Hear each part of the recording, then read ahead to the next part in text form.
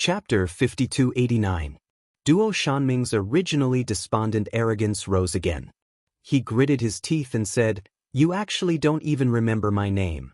Then why did you fucking capture me and throw me into that kind of land filled with yellow sand?" The irritable Treant was angry again. It flew out of Sir Qiao's hands and stepped on Duo Shanming's head, stomping hard twice. "Why are you talking so much nonsense? Answer whatever I ask you. Tell me, what's your name?" Although the Treant was short and looked weak, it was still able to withstand the pressure. Who would have thought that the strength behind that kick would be so great that it nearly crushed his head off? Duo Shanming was indignant, but he didn't have the strength to fight against the little Treant. He could only say sullenly, Duo Shanming." The little Treant stretched out a small branch and jumped onto Arbor's shoulder. "Master, I remember now. He has an older sister. I met her in the Lotus Realm of the Forgetfulness Pond before. I think she's called Duo Shan." Arbor nodded expressionlessly. Seeing its little master's expression, the little Treant couldn't help but roll its black eyes.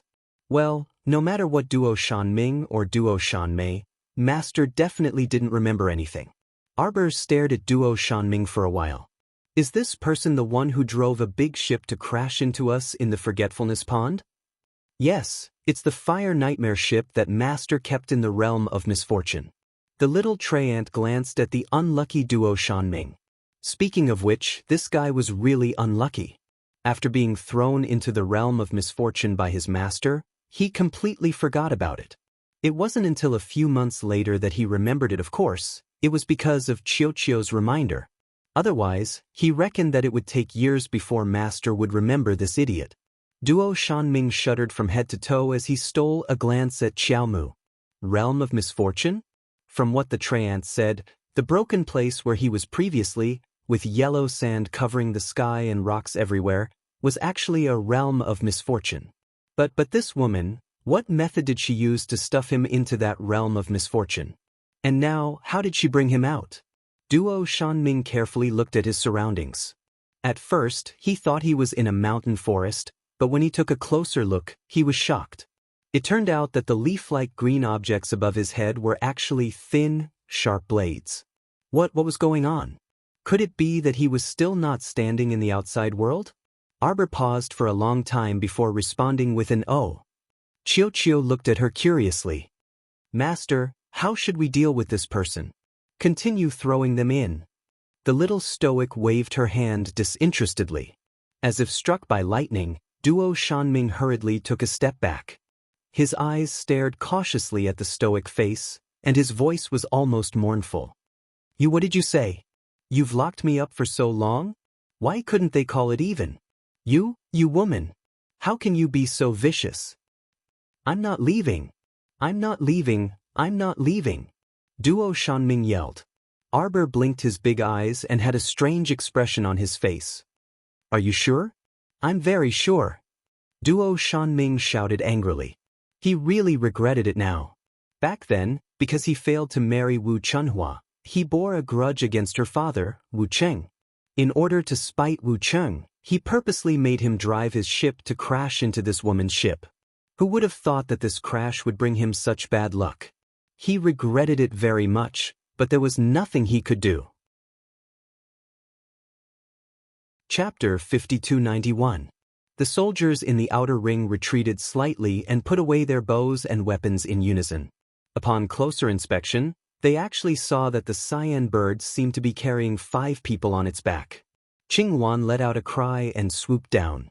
In the blink of an eye, it transformed into a human and stood there with a straight back. The other 5 people also swiftly flew over and stood behind Qingwan, respectfully bowing to this Tsang province's emperor. Duan Yu's heart stirred and he asked softly, "Do you have a letter?" Qingwan glanced at him and dug around in her sleeve for a long time before taking out a crumpled letter. She looked at him in confusion. "How did you know there was a letter?" "Yes." Duan Yu took the letter and skimmed through it. The little stoic actually wrote quite a lot. Those 5 people's origins and experiences informed him, as well as some of her plans. She even left a message at the end, telling him to pay attention to his safety. Duan Yu's lips curled up, and he untied a jade ornament from his waist and tossed it to Qinghuan. Give it to her. Qinghuan's expression was a bit conflicted. If Crown Prince the Great found out about this, he would definitely skin him alive. Wasn't this just a private exchange? Flirting with eyes? Bah, a jade ornament to express his feelings? No way, absolutely no way. What are you thinking about? It's for my godson. Duan Yu waved his hand. When Qinghuan turned around and flew away, her mind was still a bit muddled. What the hell was a godson? Who was his godson? Why did he give something to his godson to Master Silver for baby Emo? The figure that was flying all the way suddenly tilted. Qinghuan almost fell from the sky, flying crookedly all the way. Pitiful Crown Prince the Great, his son hadn't even been born yet, but half of him was already snatched away. Starfire illuminated the night, and the moonlight was as warm as water. 30,000 elites from the 3 provinces set up camp here to settle down. Although there were many people, the entire army was silent. Only the occasional crackling of barbecued food could be heard. After Duan Yu entered the tent, he held that letter in a daze for a long time. Several hidden guards paced back and forth outside, exchanging glances with each other. One of them couldn't hold it in anymore and simply flipped open the tent to enter. His Majesty was sitting in front of the desk, thinking about something, and had yet to come back to his senses. Your Majesty! The shadow guard hurriedly called out and stepped back to let a soldier come in to light the lamp. After the lights lit up, Duan Yu also returned to his senses. He nodded at them and said, "Serve the meal." The few shadow guards heaved a sigh of relief and hurriedly asked people to send in the food and drinks. Actually, it didn't make much of a difference to Duan Yu whether he ate or not. However, these elite soldiers of the 3 prefectures had somehow developed the habit of eating 3 meals a day, so he just let nature take its course. More than 80% of them had broken through to the god realm and were god masters. It didn't matter how often they ate. This 3-meal problem reminded him of his Zhou. When Charles raised these soldiers on the snowy island, it must be those weird subordinates of Charles who raised the elites of the 3 provinces. They were all following his Qiao. Just looking at them made him feel incomparably close. So be it if you eat. It won't waste much food or spend a few spirit coins. Duan Yu picked up his chopsticks and ate a few mouthfuls before expressionlessly putting down his chopsticks. Why is it so noisy outside?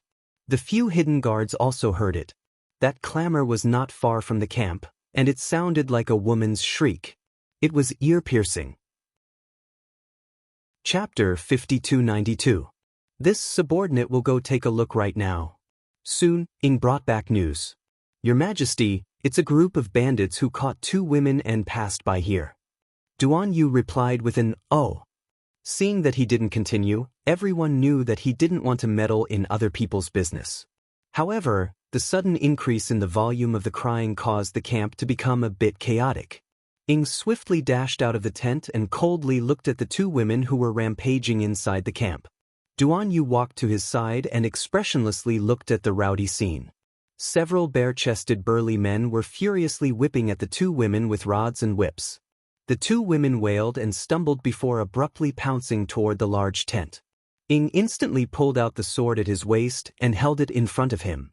If the 2 women had taken one more step forward, they would have thrown themselves onto the sword and died. Seeing this, the 2 women wailed and fell to the ground with a plop. They simultaneously looked up and raised their hands, begging bitterly, "Save, save me. Your Majesty."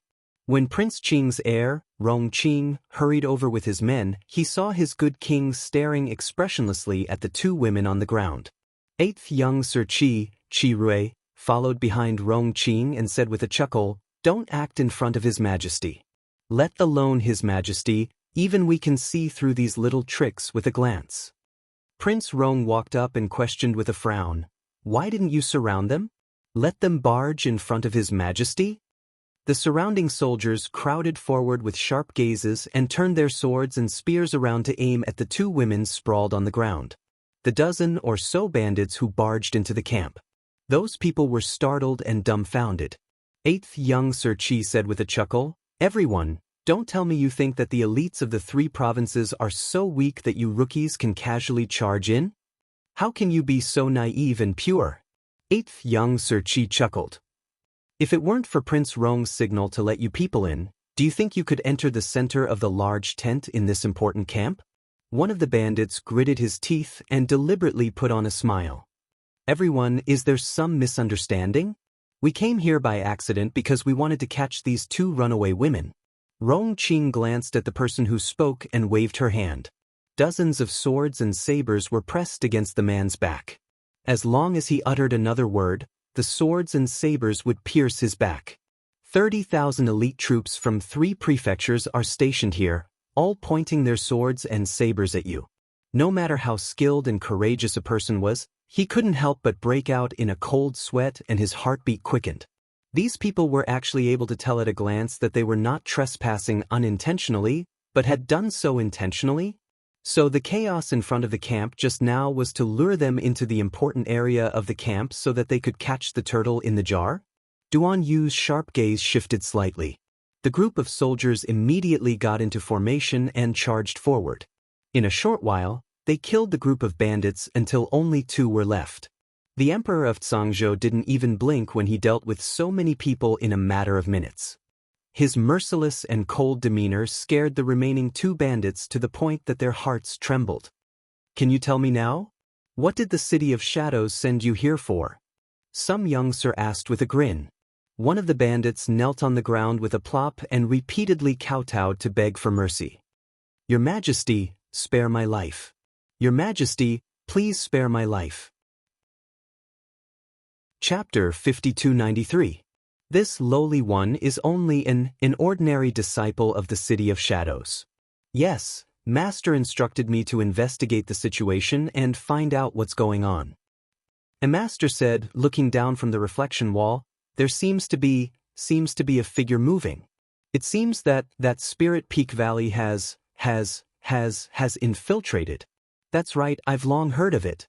The City of Shadows is extremely high, and the reflection wall at the back mountain can see everything within 1,000 kilometers.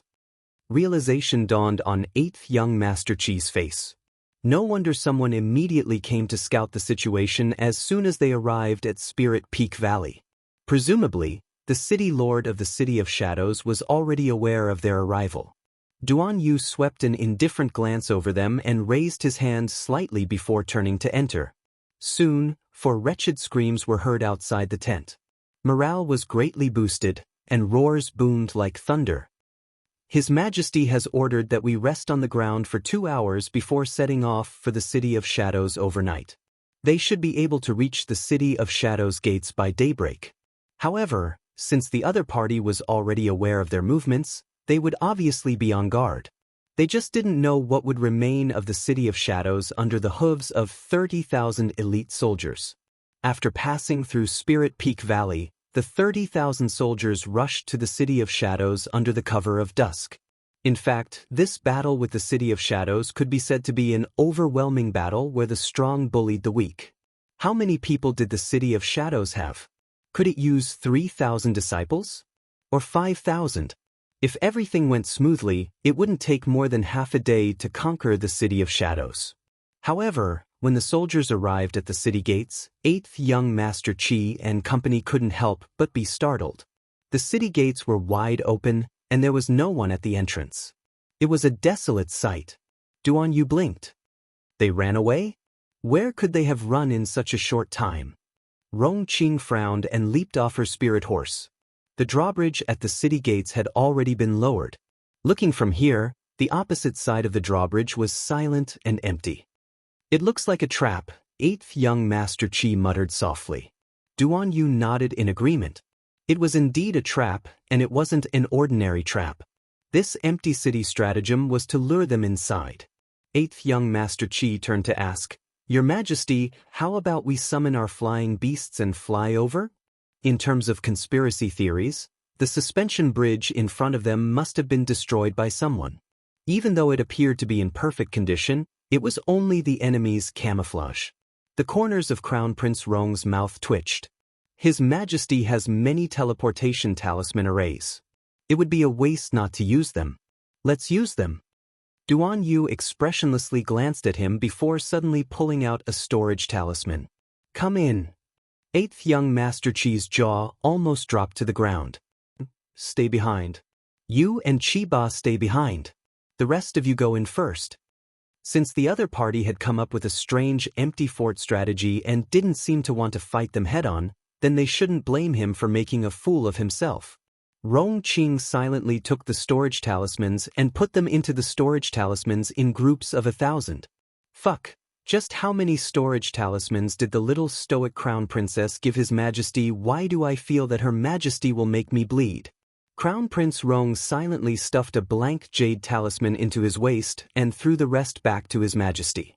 He really couldn't converse with the nouveau riche. He felt a bit of a headache whenever he saw those talismans. In the blink of an eye, only 4 people remained out of the 30,000 elites. Chapter 5294. The corners of 8th young Master Chi's eyes twitched as he weakly turned to look at the expressionless shadow guard. This shadow guard seemed to be called Ing. He was often seen accompanying His Majesty. He was expressionless and icy, so it was obvious that he was groomed by the deceptive His Majesty. His Majesty is truly extravagant.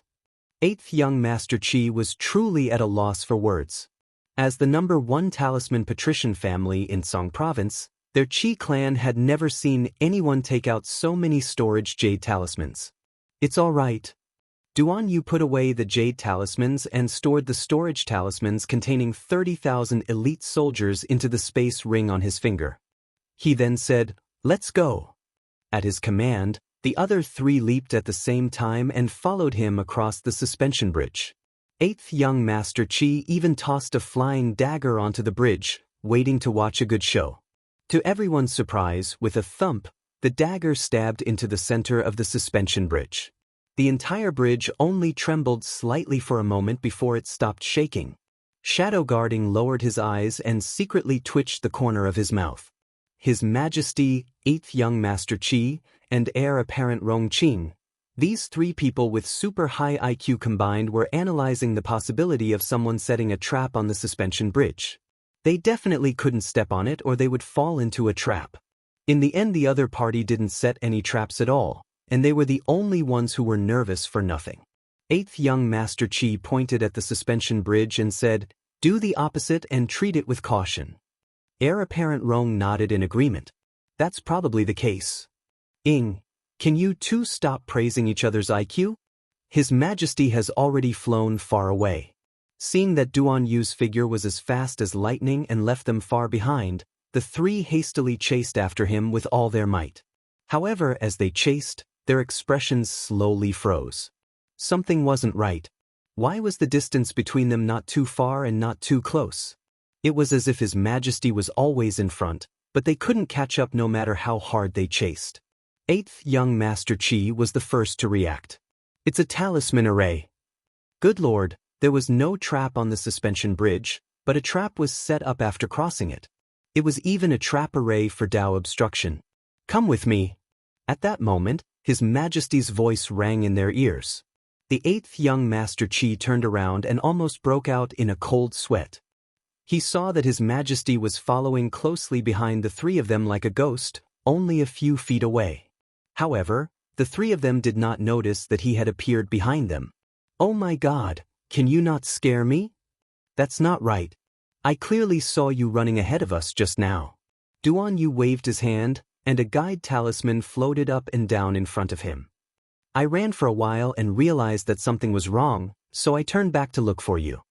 He took out a thunderfire ball from his pocket. Your Majesty, what are you doing? Duan Yu remained silent. With another wave of his hand, he released Yi and the others. Lead the way to Mu Jinghong's residence. After saying that, he casually threw out a thunderfire ball. With a loud rumble, the brick wall behind them suddenly collapsed, giving Yi and the others a fright. Please follow me, Your Majesty. He didn't dare to say anything else and quickly led Duan Yu's group of 4 to Mu Jinghong's dormitory. Loud rumbles could be heard along the way.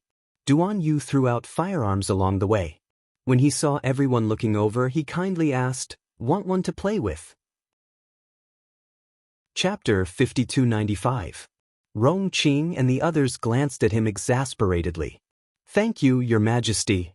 You can play by yourself. His Majesty seemed to be having a lot of fun as he forcefully demolished the nearby buildings and bombed them into a mess.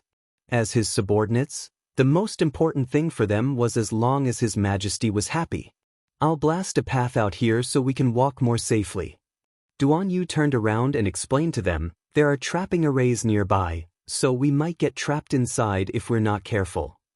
Don't worry, I'll just blow it up. And look, there seems to be no path ahead, but a path will appear after I blow it up, right? The others looked at each other in bewilderment. They felt that this Zhangzhou emperor behind them was a bit similar to their little master. Similarly deceptive? The same thought flashed through their minds at the same time. The entire city of shadows seemed to have sunk into a dense fog. With their cultivation, they couldn't see more than 20 meters ahead. They heard His Majesty urging them from behind. Hurry, don't worry. I'll clear a path for you from behind. You just need to run in the direction you know. Don't worry about anything ahead, I'll clear all obstacles for you. As you command. And the others nodded respectfully and started sprinting forward. The 5 of them had a good sense of direction, so they only needed to look around for a bit before deciding on a direction. After the 5 of them sprinted forward, Duan Yu, Rong Qing, Ying and Qiba also followed. Your Majesty, it's easy to set up a trap ahead. Boom. The sound of a thunderfire bullet's explosion shook the sky. The others silently shut their mouths as they watched His Majesty continuously take out all kinds of firearms of various sizes from his inner world. Your Majesty, there's a silver hook bridge ahead that connects the 2 inner cities on the left and right. The city lord lives in the Eagle City on the left. It's very likely that there's an ambush up there. Boom! Boom boom boom. Just as he finished speaking, he saw His Majesty untie a small green bamboo tube from his waist and shoot a string of concealed weapons at the nearby silver hook bridge that was buried in the fog. The power of the 9 Thunder Jade Heavens was naturally incomparable to the Thunderfire Ball from before. This series of crazy explosions caused E1 and the others to be dumbfounded. His Majesty was definitely a tycoon, a peerless tycoon. Where did all these hidden weapons come from? There were all kinds of hidden weapons, each with their own power. Along the way, they watched as he changed his tactics and blasted them all the way. Dozens of rapid breathing sounds could be faintly heard from the fog, and then it became silent. Rong Qing and Qiba looked at each other. These people were really unlucky. They were hiding in some dark corner and waiting to ambush them. In the end, they met His Majesty, who did not play by the rules. A round of random gunfire didn't give them any advantage at all.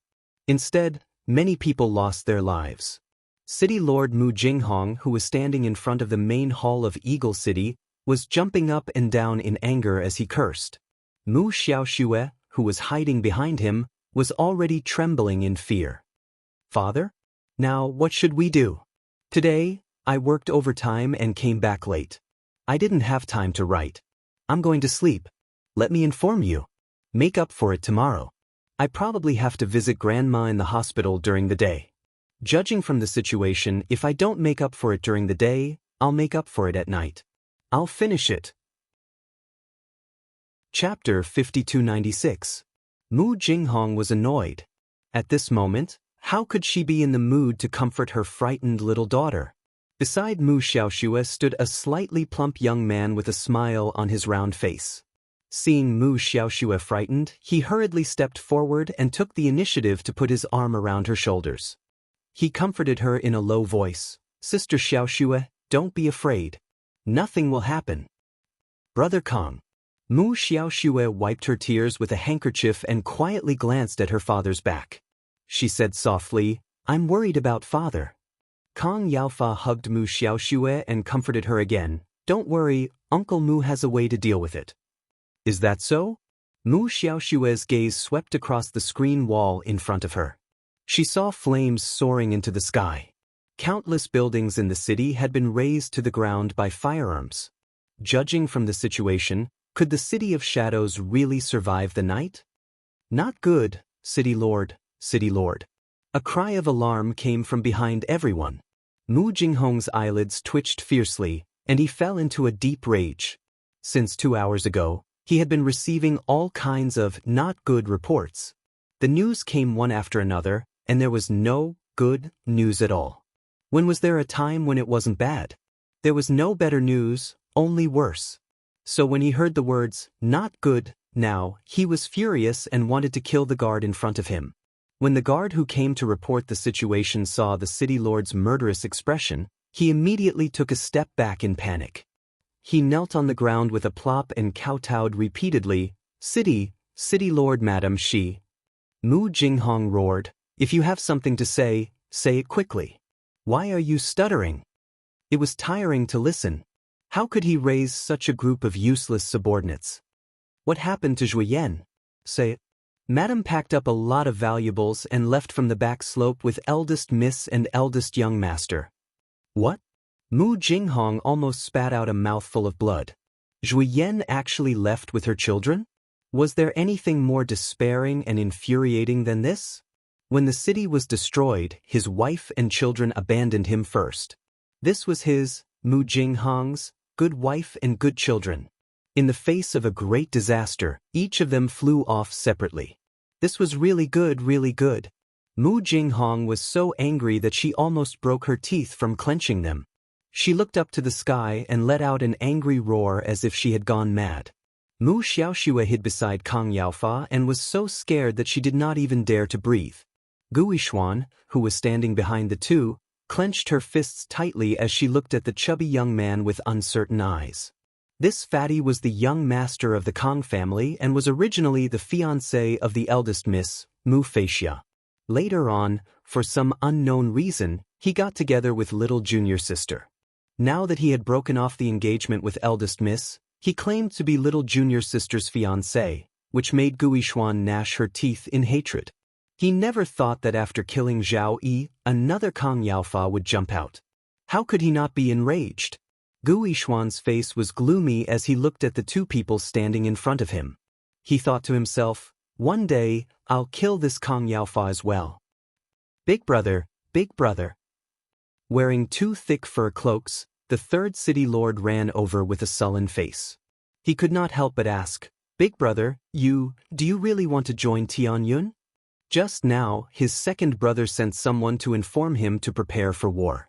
Only then did he wake up from his dream and suddenly realize. Chapter 5297. Previously, he stood up for his disciple, Shan Yisu, and went to the banquet in the Palace of Divine Prefecture. The little crown princess pointed out that Shan Yisu was the disciple of Tianyun, but he did not believe it. Could it be that the arrogant and despotic crown princess really did not wrongly accuse his disciple? Looking at his eldest brother's situation, it seemed that he was very familiar with the people of Tianyun. The second city lord slowly followed behind the reckless third brother. Along the way, he sighed and said, Third brother, what else is there to ask? Second brother, you already knew? The third city lord stared at the second city lord with an incredulous expression. So my disciple, Shan Yisu, is really an alchemist cultivated by you? Why? Why did she join Tianyun? Isn't she courting death? Now the city of shadows has become the target of the three provinces. Mu Jinghong's face was very ugly, and he interrupted his words angrily. I haven't questioned you about Shan Yisu acting on her own, and now you're questioning your eldest brother? Eldest brother. Second brother told me that Tianyun came up with a plan for us to play such an empty fort strategy. Is it true? What do you mean by leading the Zhangzhou emperor to our door and then fighting behind closed doors? The third city lord roared with a face full of shock and anger. What about now? Who's fighting who now? Eldest brother, you're muddle-headed. Aren't you asking for trouble? Shut up. Mu Jinghong's face turned red after being yelled at by his third brother. He looked completely embarrassed. He really did not expect that he, Mu Jinghong, would be so miserable one day. Not to mention that his wife and children ran away with the money. Now even his third brother, who had always been simple and honest, came to question him loudly. It made him feel like he was in an awkward situation. A fire was reflected on the screen wall. Now it seemed that the entire city of shadows had fallen into a sea of red fire. Mu Xiaoxue nervously held the handkerchief in her hand, lowered her head and sobbed. She was too scared. She did not expect that someone would bring thousands of troops to the City of Shadows. If she had known this, she would not have fled back to the City of Shadows with her father in a panic. She should have hidden in Long Yen and Changle Villa in the capital. Maybe there would have been a glimmer of hope. She was still young and had a good time ahead of her. She didn't want to waste it here. Kong Yaofa acted like a flower protector as he hugged Mu Xiaoshua's shoulder and comforted her. Don't worry, little sister Xiaoshua. It's not the end yet. If worse comes to worst, we can use the teleportation glyph array to escape from this place. Gu Yishuan couldn't help but sneer behind his back. Young Master Kong is really promising. The battle hasn't even started, and you're already thinking of running away. Kong Yaofa cast a sidelong glance behind him. What do you think, young Master Gu? Gu Yishuan naturally couldn't have any wise ideas. Now that the City of Shadows was on fire and the city was under siege, the situation couldn't get any worse.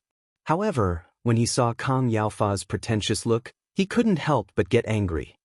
Second brother, follow the original plan and bring people to the Eagle City's entrance to ambush them. The entrance of Eagle City was a natural opening. As long as the right amount of manpower was deployed, they would definitely be able to catch the enemy off guard. The third city lord could not help but stomp his feet again. Big brother, what are you thinking? Aren't you sending second brother to his death? How many firearms have the enemy thrown out so far? Do you know how many firearms he still has on him? Although many people can hide at the Eagle City's entrance, we can't guarantee that the enemy is already prepared. Shut up. Chapter 5298. Mu Jinghong roared at the third city lord, "You're still in the mood to make more trouble at this time. If you don't want to work together to resist the enemy, then get out of here." The third city lord was enraged by Mu Jinghong's roar. His eyes were wide open and his heart was burning with anger. But now everything was still under Mu Jinghong's control, so he could only watch as his second brother picked 20 disciples and walked quickly towards the entrance of Eagle City. The third city lord stomped his feet anxiously and angrily. He turned back and called his dozens of disciples to follow the second city lord in a hurry. "Second brother, how many people did they send?" The third city lord asked anxiously as he followed his second brother all the way. The second city lord was silent for a while, but he still told the truth. "It's not clear at the moment. I saw a mass of people outside the city. Then it disappeared. It should have been put away by something." The third city lord clenched his fists. "Second brother, do you think there's still room for negotiation?" The second city lord sighed deeply. "I don't think so. Third brother, you have to be mentally prepared for the worst." The third city lord was stunned when he heard this. It was self-evident what the worst psychological preparation was, that was to die on the spot. Was the situation really so serious? "Hurry up and keep up." The third city lord waved his hand and led a group of disciples to the entrance of Eagle City. With a look, the crowd immediately scattered and found a hiding place to squat. They were waiting for the prey to come to them and immediately rush forward to kill. At this time, it was almost the end of the year. The cold wind was blowing and it was very cold. The crowd squatted in the hiding place in fear, as if waiting for the fierce beasts to come to them, their hands tightly clenched in cold sweat. The third city lord hid in the dark and gestured to several disciples, reminding them that when the people came in a while, they should immediately release the spirit beasts first. The crowd nodded secretly, and the bad premonition in their hearts became stronger. For some reason, they felt that tonight's battle the chances of the City of Shadows winning were close to zero. The rumbling of firearms came from the distance, and the second city lord and the third city lord's mood tightened again. "Your Majesty, the entrance to the City of Eagle is right in front of us," E1 explained concisely. "It's easy to be ambushed at the entrance." Air nodded. "The entrance seems to be a bottleneck. It's rather narrow, so it's not suitable to release a large number of troops here. It won't be too late to let him out after we go in." Duan Yu nodded and casually took out a handful of penetrating bone nails from his pocket and scattered them. A few intermittent screams came from the dark night. Duan Yu quickly pointed ahead. "Oh no, there really is an ambush." Everyone couldn't help but twitch their mouths. "Why do I feel that His Majesty is a drama queen? It's a little funny." Before they had time to speak, they saw their majesty valiantly take the lead and fly out. Before they could catch him, he had already flown into the city of Eagle's entrance. Rongqing and Qiba looked at each other and felt like crying. With such an unreliable emperor, who could they find to reason with? They had all said that there might be an ambush at the entrance, but His Majesty had rushed over first regardless of his own life. If he was so valiant, what did he need his subordinates for? The heir and the others were taken aback, but they quickly followed after him. As they ran, they summoned their accompanying spirit beasts from the spirit beast space. At the same time, the second city lord and the third city lord had already clearly seen the newcomer. Chapter 5299. There were only a few people. When they saw the two of them, they heaved a sigh of relief and hurriedly called for their subordinates to charge forward. Those disciples of the City of Shadows originally harbored the thought of fighting to the death. Now that they suddenly saw that there were only a few enemies, they were immediately overjoyed. They summoned their spirit beasts and charged forward with a roar. In the blink of an eye, Duan Yu abruptly took out a pile of glistening weapons from his inner world. Everyone was baffled for a moment. There were dozens of these weapons, including hammers, scissors, and all kinds of strange shapes. Duan Yu snapped his fingers and shouted, "Explode!" Under everyone's watchful eyes, he abruptly exploded this batch of abandoned spirit weapons. The spirit weapon's violent explosion directly sent the dozen or so disciples of the City of Shadows, who had rushed forward, flying into the sky. The light from the fire illuminated the faces of the people who were in disbelief. Duan Yu decisively released Chestnut and pointed forward. "Chestnut!" 8 furry tails brushed through the air, and a snow-white little fox followed his finger with a whoosh and pounced forward. It turned into the size of a small hill in a matter of minutes, and its 8 enormous tails smashed into several spirit beasts that couldn't escape in time with a rumble. In a flash, the spirit beasts were smashed into minced meat. The pitiful owners of those spirit beasts didn't even have time to move before they violently vomited a mouthful of blood, and they subsequently collapsed to the ground. Chestnut nimbly moved its limbs and dashed toward the third city lord as fast as lightning. Shocked, the third city lord barely had time to draw a defensive wall when that 8-tailed celestial fox's sharp claws abruptly tore 3 deep marks on the defensive wall. "Old Third!" The second city lord shouted and hastily recalled his spirit beast into the space. In front of a terrifying sacred beast, his spirit beast simply wasn't enough to fill the gaps between the 8-tailed celestial fox's teeth. Why bother summoning it and asking for trouble? "Second brother, be careful." The third city lord took a deep breath and abruptly drew a long spear out of thin air. He activated his defensive spirit weapon and charged at Duan Yu. Now, there seemed to be no other choice but to fight to the death. "You're courting death." The 8th young Master Qi waved his hand, and a dozen attack talismans flew out and collided with the defensive walls around the 3 city lords. Third city lord gritted his teeth and flew to Duan Yu, pointing a spear at Duan Yu's chest. Only by capturing this person would he have a chance at survival. The plan of the 3 city lords was indeed good, but unfortunately, they had underestimated the strength of the Emperor of Zhangzhou. In a flash, Duan Yu's hand had already flicked away his pike, and it heavily deviated to the side. The third city lord was shocked. After all, the one in front of him was a young man in his early 20s. He didn't expect him to be so powerful. With just a flick of his finger, he was able to deflect all the energy he had accumulated all over his body.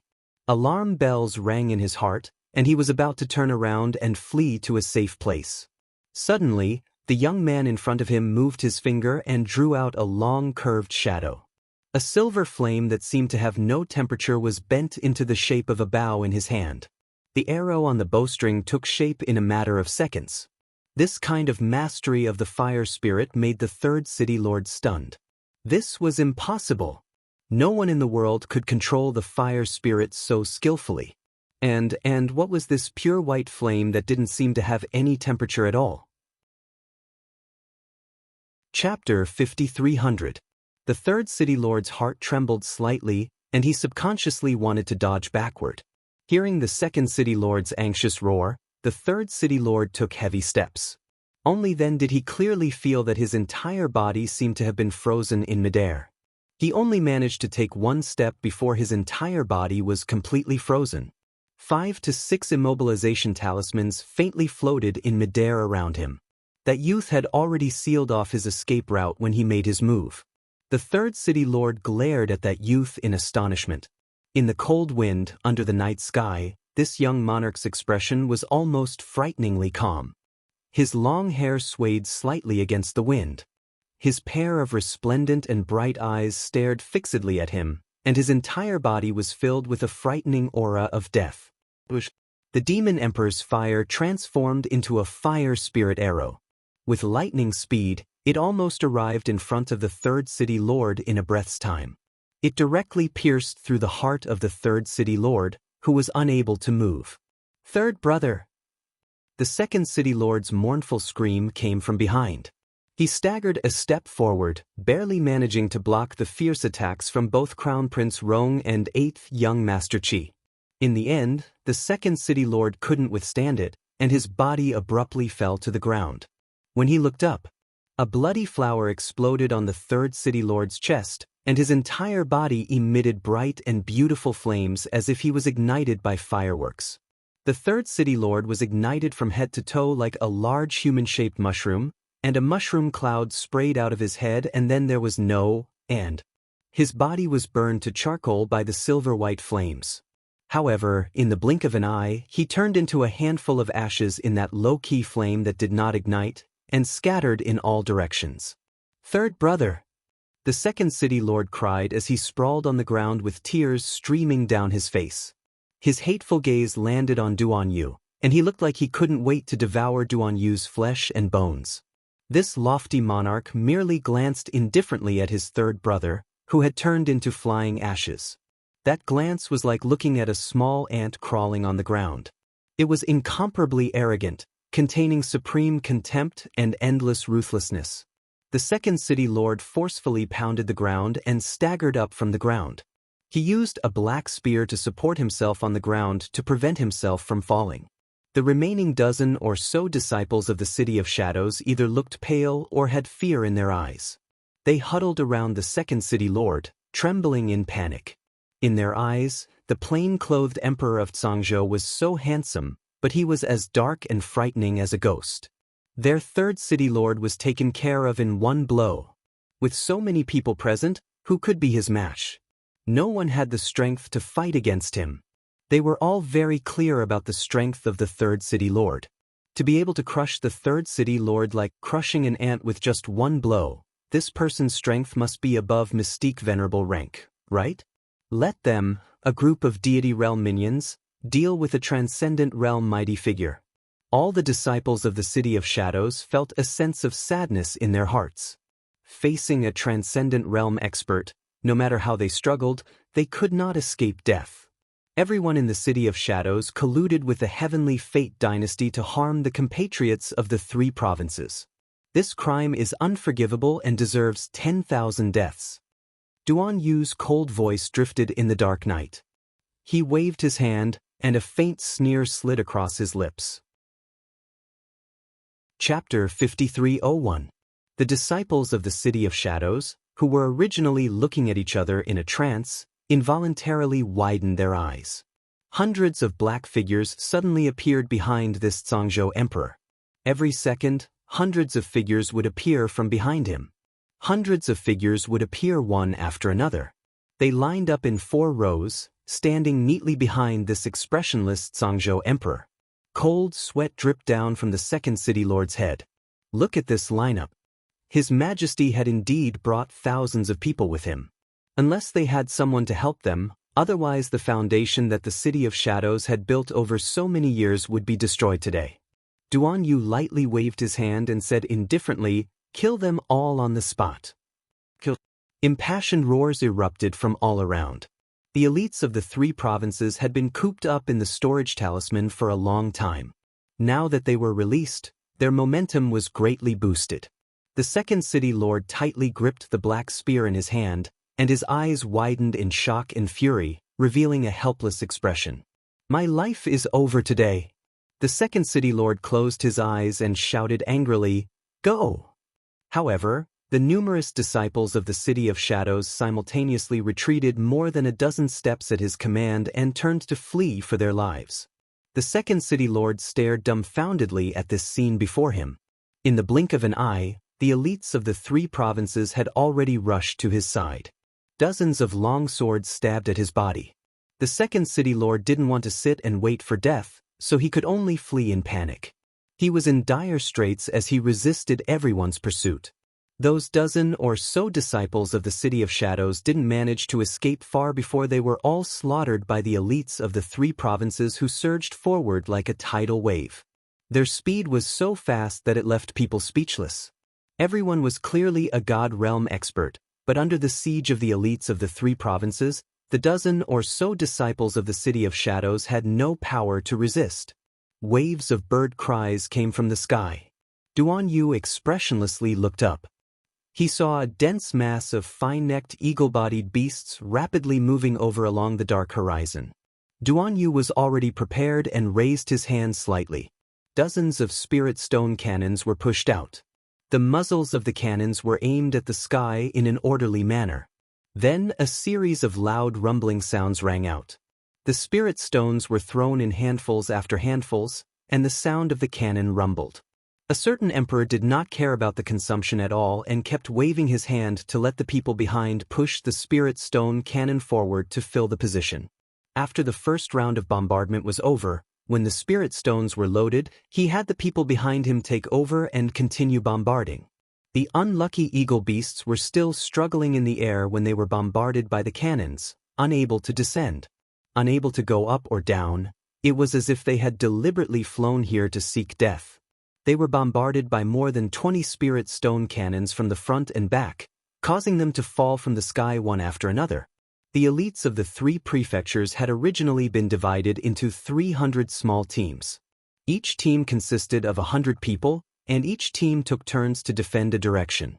Seeing that something was about to fall, he disregarded everything and hacked the old master to death with a flurry of blades. That pitiful harpy was directly chopped into pieces in a matter of minutes, unable to be pieced back together. Tisk, hih. Your Majesty of Tsangzhou, you are truly ruthless. A faint teasing voice was heard. Everyone looked over with vigilant gazes. They saw several figures floating down from the sky above where the eagle beasts were gathered. Dugu Ling, who was dressed in a red robe with a girdle, chuckled softly as he opened the ink-colored folding fan in his hand with a whoosh. Chapter 5302. Sir Dugu looked at the crowd below with a grin. What should we do? So many elites from the 3 provinces have gathered. It's clear that they want to uproot the City of Shadows. Although the City of Shadows transcends the 3 provinces, it has always lived in seclusion. I truly didn't expect that it would usher in such a bloody calamity today. Ayaya, if word gets out that the 3 provinces have gathered so many people to oppress and threaten a reclusive clan like the City of Shadows, their reputation won't be good. Duan Yu expressionlessly said, "Tell them who you are. Kill the heavenly fate. Kill the heavenly fate. Kill the heavenly fate." 30,000 voices rang out in unison under the starry sky. Their voices traveled far and wide, causing Mu Xiaoxue, who was already mentally weak from fright, to shrink into a ball in a panic. Kang Yaofa's expression shifted. How many people have come? Judging from this momentum, there were probably more than 10,000 people. The fan in Dugu Ling's hand nearly dropped.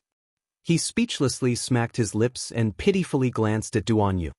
Your Majesty probably didn't come up with this name, right? Kill the heavenly fate. Kill the heavenly fate. What a melodramatic and stupid name. Rong Qing stepped forward and very politely nodded. May I know who this is?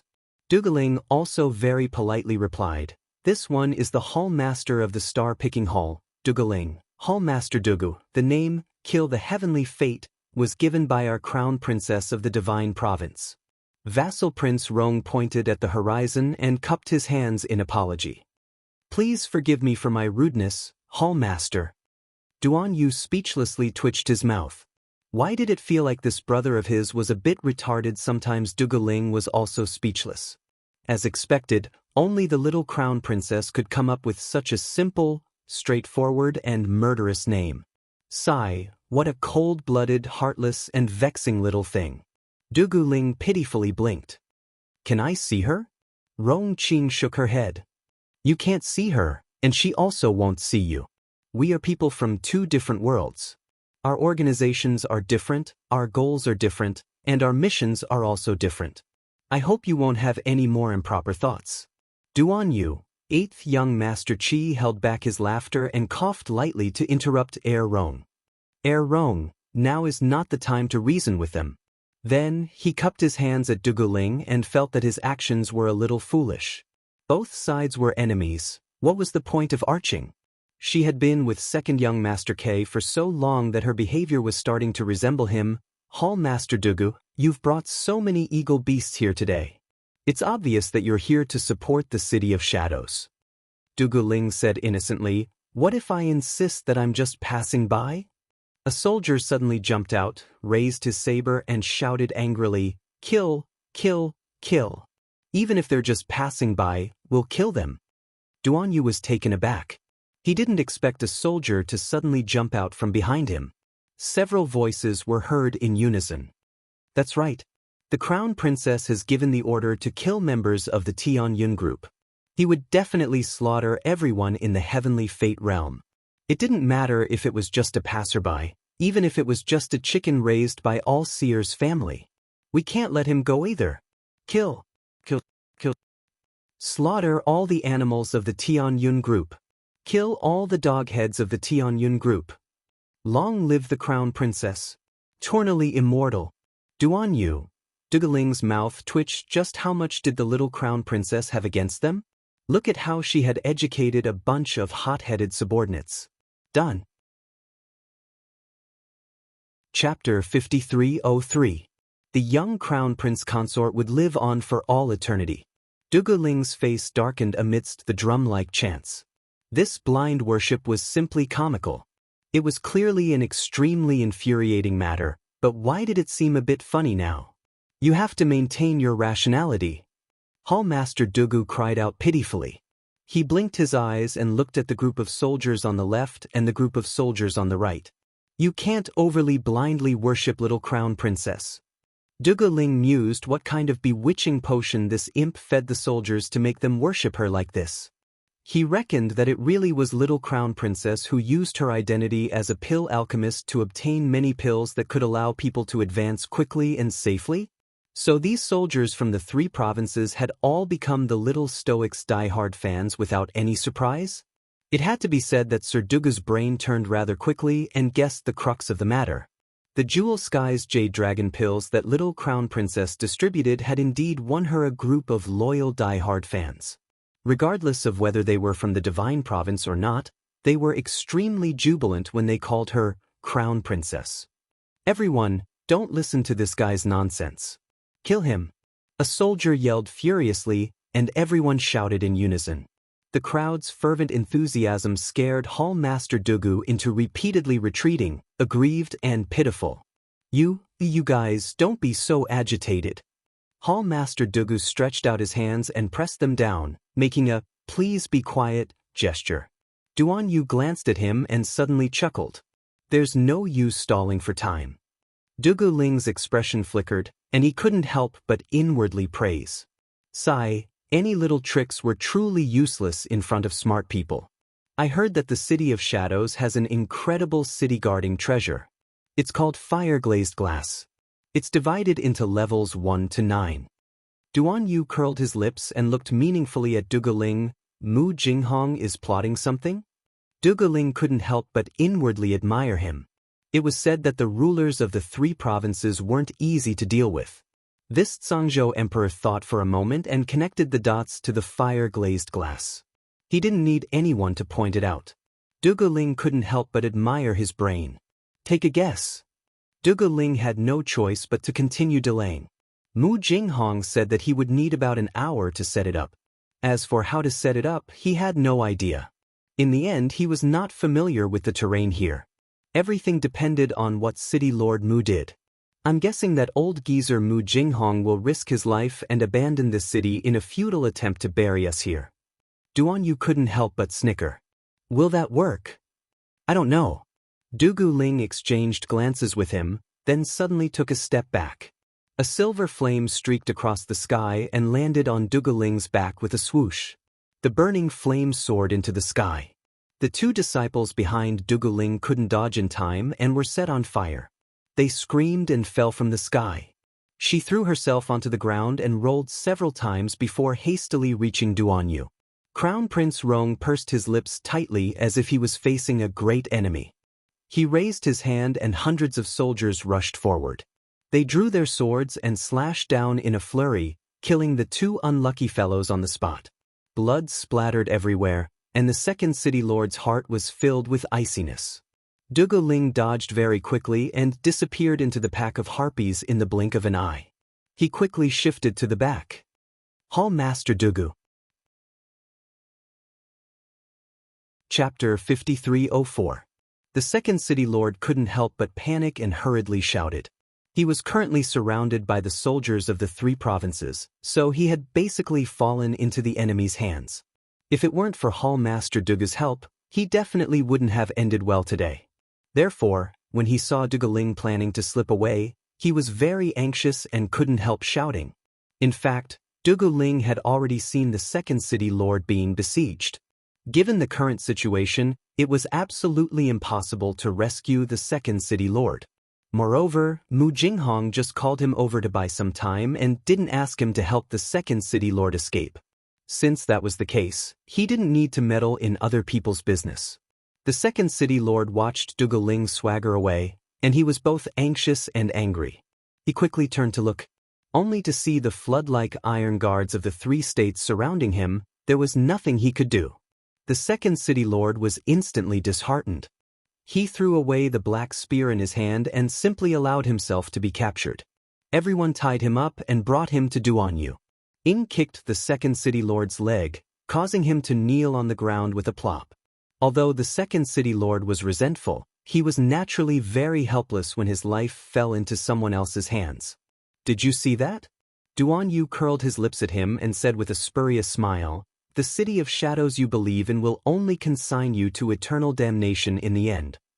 You think the first city lord will send people to save you? They didn't come to save you. They're just stalling for time."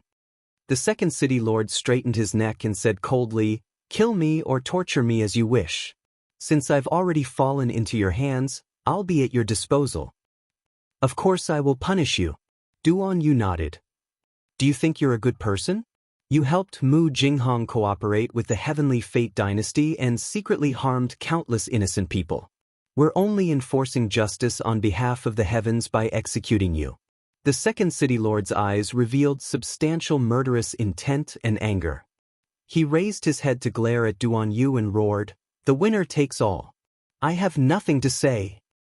Zhui Yan of the City of Shadows requests an audience with His Majesty of Zhangzhou." As he spoke, a clear voice attracted everyone's attention. He saw a few soldiers pushing a tied-up middle-aged woman forward, along with two young men and a young woman. It was none other than Zhui Yan and her two children who had packed up some valuables and fled in the middle of the night. Unfortunately, although they moved quickly, they didn't know that all the entrances and exits outside the City of Shadows had already been blocked by Duan Yu's people. Long Yun's prediction was not wrong. Duan Yu had indeed brought more than 30,000 troops. This guy still had a trick up his sleeve. He placed them in the periphery of the city to capture those fish that escaped the net. In the middle of the night he had caught 3 big fish. It could be said that he had a bountiful harvest. "Your Majesty, I, Zhui Yan, can swear to the heavens that my son and I will never participate in the heavenly fate. I know nothing about what my husband has done," Zhui Yan said in a deep voice. "If I'm lying, I'm willing to be killed by the heavenly Tao." Duan Yu raised a brow as he indifferently swept a glance at the 3 people before him. Mu Fei Xia anxiously called out, "Mother?" Zhui Yan turned to look at her daughter, indicating for her to shut up. She raised her head to swear to the heavens and straightforwardly bit out a mouthful of blood to swear a heavenly Tao blood oath. A streak of blood flashed across the horizon, indicating that the oath had been completed. Zhui Yan looked at Duan Yu with a face full of rage. I already knew that Mu Jinghong would be killed by that mistress outside. Chapter 5305. That Mu Qingya really had some tricks up her sleeve. She was just a housewife, yet she was able to bewitch her husband with her tricks. Of course, Mu Jinghong also wanted to take revenge on the Mu family, so he got involved with that woman. But they had been together for so long, but Zhui Yan never expected that Mu Jinghong, a harsh and ungrateful man, would actually have feelings for Mu Qingya. Mu Jinghong had fallen in love with that mistress. That was why she was fooled by the Soaring Heavens Hall's hall master. She was completely used. Not only did he bring disaster to the entire City of Shadows, but he also brought disaster to the three of them. When Zhui Yan thought of this, she gnashed her teeth in hatred. If Mu Qingya was in front of her at this time, she would have rushed forward and torn this vicious woman apart without saying a word. I was right. I found out before that he had a close relationship with that mistress, as if he was planning something. Zhui Yan gritted her teeth. I didn't expect that Mu Jinghong would be so brainless. He actually believed the words of that mistress and really led so many people in the City of Shadows to join Tianyun. When Mu Jinghong joined, he didn't ask for my opinion at all, nor did he ask for the opinion of his children. He didn't care about anything and sold all of our lives. Zhui Yan was so sad that she wanted to cry out loud. The three of us added together can't even compare to that bitch Mu in his heart. Zhui Yan suddenly laughed wildly. In that case, when disaster strikes, everyone flies away. I naturally won't care about his life or death. I didn't expect that your majesty would catch me red-handed when I escaped from the City of Shadows with my 2 children. Your majesty, I can tell you everything about Mu Jinghong. Zhui Yan took a deep breath and pleaded, I can also tell you the approximate location of all the assets he buried underground. I just want you to promise me one thing, your majesty. Let my children go. Even if you want my life, it doesn't matter. Mother. Mu Feixia and Mu Yuaning hurriedly called out. Mother, if you don't leave, we won't leave either. Mother, we'll leave together. Mu Yuaning and Mu Feixia were tied together. They were so anxious that they were sweating profusely. Zhui Yan glanced at her children. Don't worry about Mother. Mother has lived for so long, I can see through everything. Mother only wants the 2 of you to be well. Duan Yu looked at the 3 of them before his gaze landed on Zhui Yan's pale face. For a moment, his gaze was a bit absent-minded. Son, I don't have any other requests. Mother only wants you to be happy. It would be even better if you could bring a daughter-in-law back to Mother. Your Majesty. Crown Prince Rong immediately noticed that his Majesty was in a daze. He quickly reached out and tugged at his sleeves. Duan Yu returned to his senses in a daze and said with a slight nod. In that case, before he could finish his sentence, he suddenly heard a soldier in front of him shouting, Who's there? More than a dozen people with sluggish footsteps and tilted heads walked out of the City of Eagles and approached the entrance step by step. Their movements were very sluggish, and they seemed to be walking with great difficulty. Zhui Yan's expression abruptly changed when she saw these sluggish zombies. She hastily said, Your Majesty must be careful. Chapter 5306. These zombies might have fireglass buried in their bodies. Mu Jinghong probably wants to make these zombies detonate the fireglass effortlessly and perish together with us. The surrounding soldiers' expressions changed when they heard this, and they surged to Duan Yu's side like a tide. They were fearless and had to block the fireglass even if they had to act as human flesh walls. Protect His Majesty. Duan Yu smiled faintly, but his expression remained indifferent as he said, No need to be nervous. With us here, no firearms can harm us. Rong Qing immediately tensed up when he heard this, and he hastily reached out to grab his willful emperor. He knew this guy too well. If there was any danger, he would rely on his skill and boldness to take the lead and leave all his subordinates behind. However, just as he reached out, he saw His Majesty leaping into the air as expected. With a flash step, everyone felt their vision blur. They saw a dagger glowing with purple light in his hand, and he had already teleported from their midst to the group of corpse puppets. Eighth young Master Chi's heart nearly stopped from fright, and his face paled instantly. Rong Qing even leaped up, wanting to chase after Duan Yu. Unexpectedly, he crashed into a defensive wall with a thump, and a bump formed on his head. He was directly bounced back by a force and fell to the ground. Heavens! Rong Qing's handsome face darkened, and he abruptly turned back to glare at Duan Yu's back. This guy was truly incomparably deceitful. He actually added a defensive wall around them to prevent them from following. Zhui Yan's face changed color when she saw this, and she anxiously shouted, "Hurry and help! How can he withstand it alone? There are more than a dozen zombies here, so there might be more than a dozen fireglass." Previously, the City of Shadows used 3 9th-grade fireglass to annihilate a small city and killed more than 1,000 cultivators. This is not a joke. "This fireglass is extremely powerful," Zhui Yan said anxiously. "There might be about 20 pieces of grade 9 flame glass in the entire Shadow City.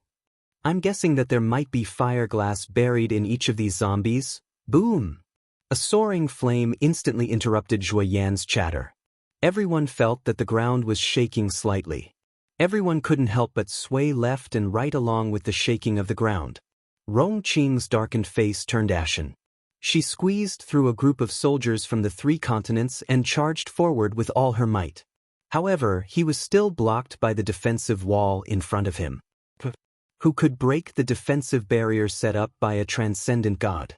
There was a burst of fire outside, and it was impossible to see what was happening. Rong Qing's heart sank as she roared, "What the fuck are you all doing? Hurry up and work together to break this barrier. Nothing must happen to their willful emperor." Just as everyone was bashing at Duan Yu's defensive wall like headless flies, they heard Mu Feixia exclaim, "Everyone, don't be impatient. Quickly look." Everyone hurriedly turned their heads, and when they saw who it was, their jaws almost fell to the ground. They saw an 8-tailed celestial fox as large as a snowy mountain in the air, swinging its 8 tails left and right as if it was whipping a toy. It sent those crooked zombies flying one by one. Their willful emperor was currently standing on the 8-tailed celestial fox's back, playing with a transparent glass bead in her hand. Completely unharmed. Rong Qing breathed a sigh of relief. Chapter 5307. 8th young Master Chi was taken aback and couldn't resist covering his face. "Heir presumptive, quickly look. Did His Majesty snatch the fire glass from those zombies?" Heir Rong nodded expressionlessly. "You're right. Damn, this bizarre His Majesty's actions were truly comical. Those pitiful zombies didn't even have the time to ignite the fire glass before it was snatched away. His Majesty truly deserved to be their family's willful His Majesty to even snatch things from corpses. So dirty. It was unlucky to have been touched by those disgusting zombies." Duan Yu grumbled inwardly as he tossed a handful of colored glass beads into the air. He waved his hand to release a circle of silver flames that enveloped the beads. However, after a short while, he raised his hand and wiped away the flames on the glass bead. Everyone could see very clearly through the barrier. Those originally transparent colored glass beads were now emitting a faint golden glow. Each bead was round and bright, practically reflecting a person's reflection.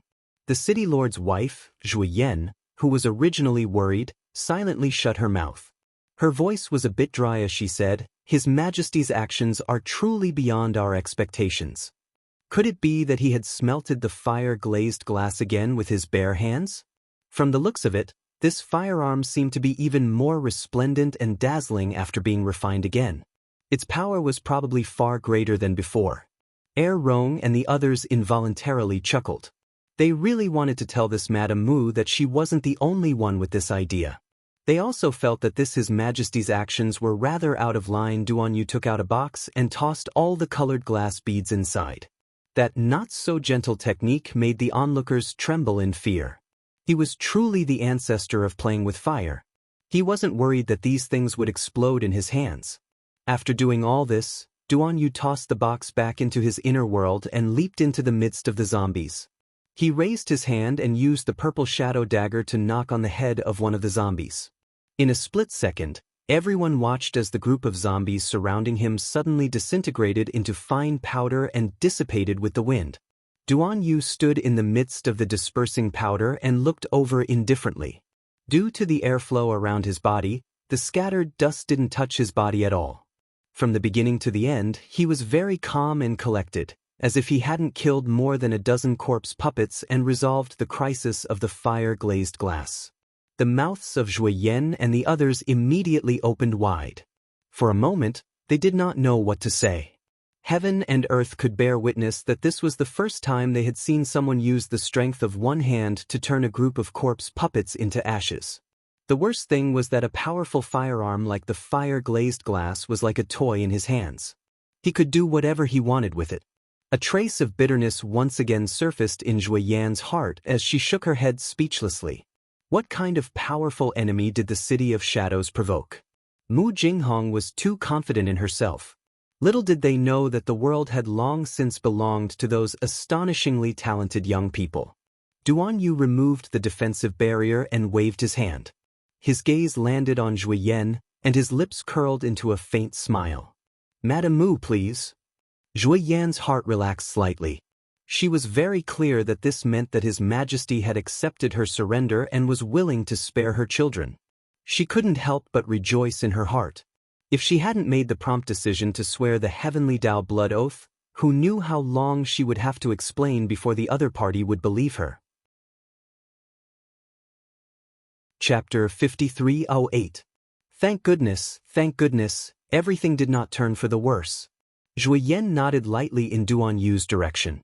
She bowed respectfully and formally. "Please follow me." Duan Yu nodded and turned to instruct Rong Qing before transferring 1,000 people to follow Zhui Yan. Ere Rong turned to instruct the members of the Heavenly Fate Army, "Everyone, put on your special defensive spirit clothing and follow me in. We will exterminate all the zombies in the city." In an instant, the sounds of battle shook the heavens and earth. Tens of thousands of soldiers and horses followed Crown Prince Rong's group. Under the guidance of Yi and the others, they all lined up and entered the City of Eagles. At the same time, Mu Jinghong led the remaining disciples into Eagle City's underground passageway and sent people up to scout for information. Mu Xiaoxuan nervously twisted her handkerchief and hesitated for a long time before asking timidly, "Father, should we leave this place in advance?" Mu Jinghong angrily paced back and forth. How could he be in the mood to pacify his nervous daughter? He grumpily reprimanded, "We haven't even cleared out the items in the treasury yet, and we're leaving now? Are you going to hand over the foundation of the City of Shadows that we have built for so many years to someone else? But the situation outside is so grim. If we don't leave earlier," Mu Xiaoxue sobbed and choked on her words. Mu Jinghong impatiently waved his hand. "Enough, don't say any more." This daughter was truly useless. She only knew how to sob whenever she encountered a problem. What else could she do? She did not have the slightest ability to share his burden. Seeing Mu Xiaoxue crying pitifully, Kang Yaofa quickly hugged her shoulders and softly comforted her. "Younger sister Xiaoxue, don't worry too much. It should be fine. I also brought more than 300 people with me, so we can hold them off for a while. As long as City Lord Mu cleans up most of the things in the treasury, we will be able to leave. Don't worry, younger sister Xiaoxue, I will protect you even if I have to risk my life." Mu Xiaoxue nodded gratefully at Kang Yaofa and smiled through her tears. "Thank you, Brother Kang." She twisted the handkerchief in her hand as she stood on the side and watched her old father pacing back and forth in the passageway. Her heart was also in turmoil. Weren't the things in the vault just worldly possessions? At a time like this, her father still wanted money more than his own life. He insisted on collecting all the money and didn't cherish his daughter's life. Judging from her father's expression just now, he seemed to be complaining about her for not being able to help at all. At the thought of this, Mu Xiaoxue felt frustrated again. Mu Jinghong paced for a while and then heard a flurry of footsteps. 2 disciples limped over, dragging their broken limbs. Their faces were covered in blood, and their faces were filled with panic. When they saw him, they hurriedly went forward and cried, "City Lord! City Lord!" When Mu Jinghong saw her weeping appearance, he was filled with anger. What happened? Mu Jinghong scolded in a deep voice. His face immediately became gloomy, and his eyes revealed traces of cold light. The two disciples didn't dare to hide anything and cried out, "City Lord, Madam, eldest young master, and eldest young miss brought his majesty and his people to the underground vault and killed many of our brothers." What? Mu Jinghong only felt his vision turn black. His footsteps were a little unstable and his entire person was a little dizzy. That woman, she actually dared to do this. Chapter 5309. Good Jue Yen, Good Mu Fei Xia, Good Mu Yuaning. Mu Jinghong's eyes were filled with ferocious killing intent. He was on the verge of exploding with rage. "City Lord, let's leave quickly. There are too many of them. There are tens of thousands of them." The two disciples continued to cry, "We can't beat them. We can't beat them." One of the disciples cried as he crawled towards Mu Jinghong's feet. He cried out mournfully, "City Lord, the situation has changed. Now there is fire everywhere. The entire city has been engulfed in flames." Under the leadership of Madam, they dug up all the treasures in the treasury and took everything away. Even some of the treasures that we had painstakingly stored in our inner world and spiritual weapons were all forced to hand over. Mu Jinghong's vision turned black and he felt a little lightheaded. A trace of a smile flashed across the eyes of the crying guard who was crawling on the ground. In the blink of an eye, he suddenly rose up. Under the stunned gaze of everyone, he raised the dagger in his hand and stabbed it into Mu Jinghong's stomach. Mu Jinghong was not on guard at all. After being stabbed and stabbed, he twisted the dagger clockwise. He only felt a sharp pain in his stomach. He looked down and saw that his stomach had been cut open and his intestines had been cut open. The guard who launched the sneak attack was quick and swift, and he ran away smoothly. After he succeeded in his attack, he quickly retreated and flew away with a flip of his body. In the next moment, he had inexplicably appeared hundreds of feet away. He immediately escaped through the tunnel. Another guard crawled back a few steps. Just as he was about to get up and slip away, he was killed on the spot by several disciples of the City of Shadows who reacted in time. Blood flowed all over the ground. Mu Jinghong was helped to sit down. He pressed his abdomen with one hand. He was in so much pain that big beads of sweat appeared on his head. Mu Xiaoxue was so panicked that she almost fainted. She cried at the side and cried mournfully, "Father, father, father." Good plan. Mu Jinghong's forehead was full of cold sweat. He stretched out his hand to cover the wound on his abdomen and gritted his teeth. City Lord. Gu Yishuan hurriedly took the opportunity to step forward to show his loyalty. He took out the healing medicine from his inner world and handed it to Mu Jinghong. "City Lord, please take this hemostatic pill first." Mu Jinghong opened her mouth and swallowed it. Her face became very pale because of the loss of blood. Wasn't he the emperor of Tsang Prefecture? How could their methods be so despicable? They had captured a disciple from the City of Shadows and sent him to lead the way. Then, when he was unprepared, he got the fake attendants of the City of Shadows to stab him viciously. Mu Jinghong glared angrily at the disciple who had led the way, who was already dead on the ground. With a wave of his hand, he sent out a ball of divine power at the disciple, crushing his bones and scattering his ashes. Mu Xiaoxue shuddered and shrank away from Kang Yaofa. Kang Yaofa was very happy. He hugged Mu Xiaoxue's slender waist and comforted her softly, "Don't worry about little sister Xiaoxue." Kang Yaofa looked up at Mu Jinghong and said in a deep voice, "Uncle Mu, now that our location has been exposed, I reckon that soon, that group of despicable and shameless people will take advantage of the victory to chase after us. The most important thing now is that we don't care about anything and quickly get out of here." Mu Jinghong was naturally very unwilling. He even hated the new master of the River of Forgetfulness, Long Yun. Chapter 5310. He also bore a grudge against the second young master of the Tianyun family. These two had probably already received the news that His Majesty of the Tsang Prefecture was going to send troops to attack the entire City of Shadows. However, These two had nothing to do with it and only came to inform him at noon that the Tsang prefecture had sent troops to approach. He had no time to prepare and transfer his assets.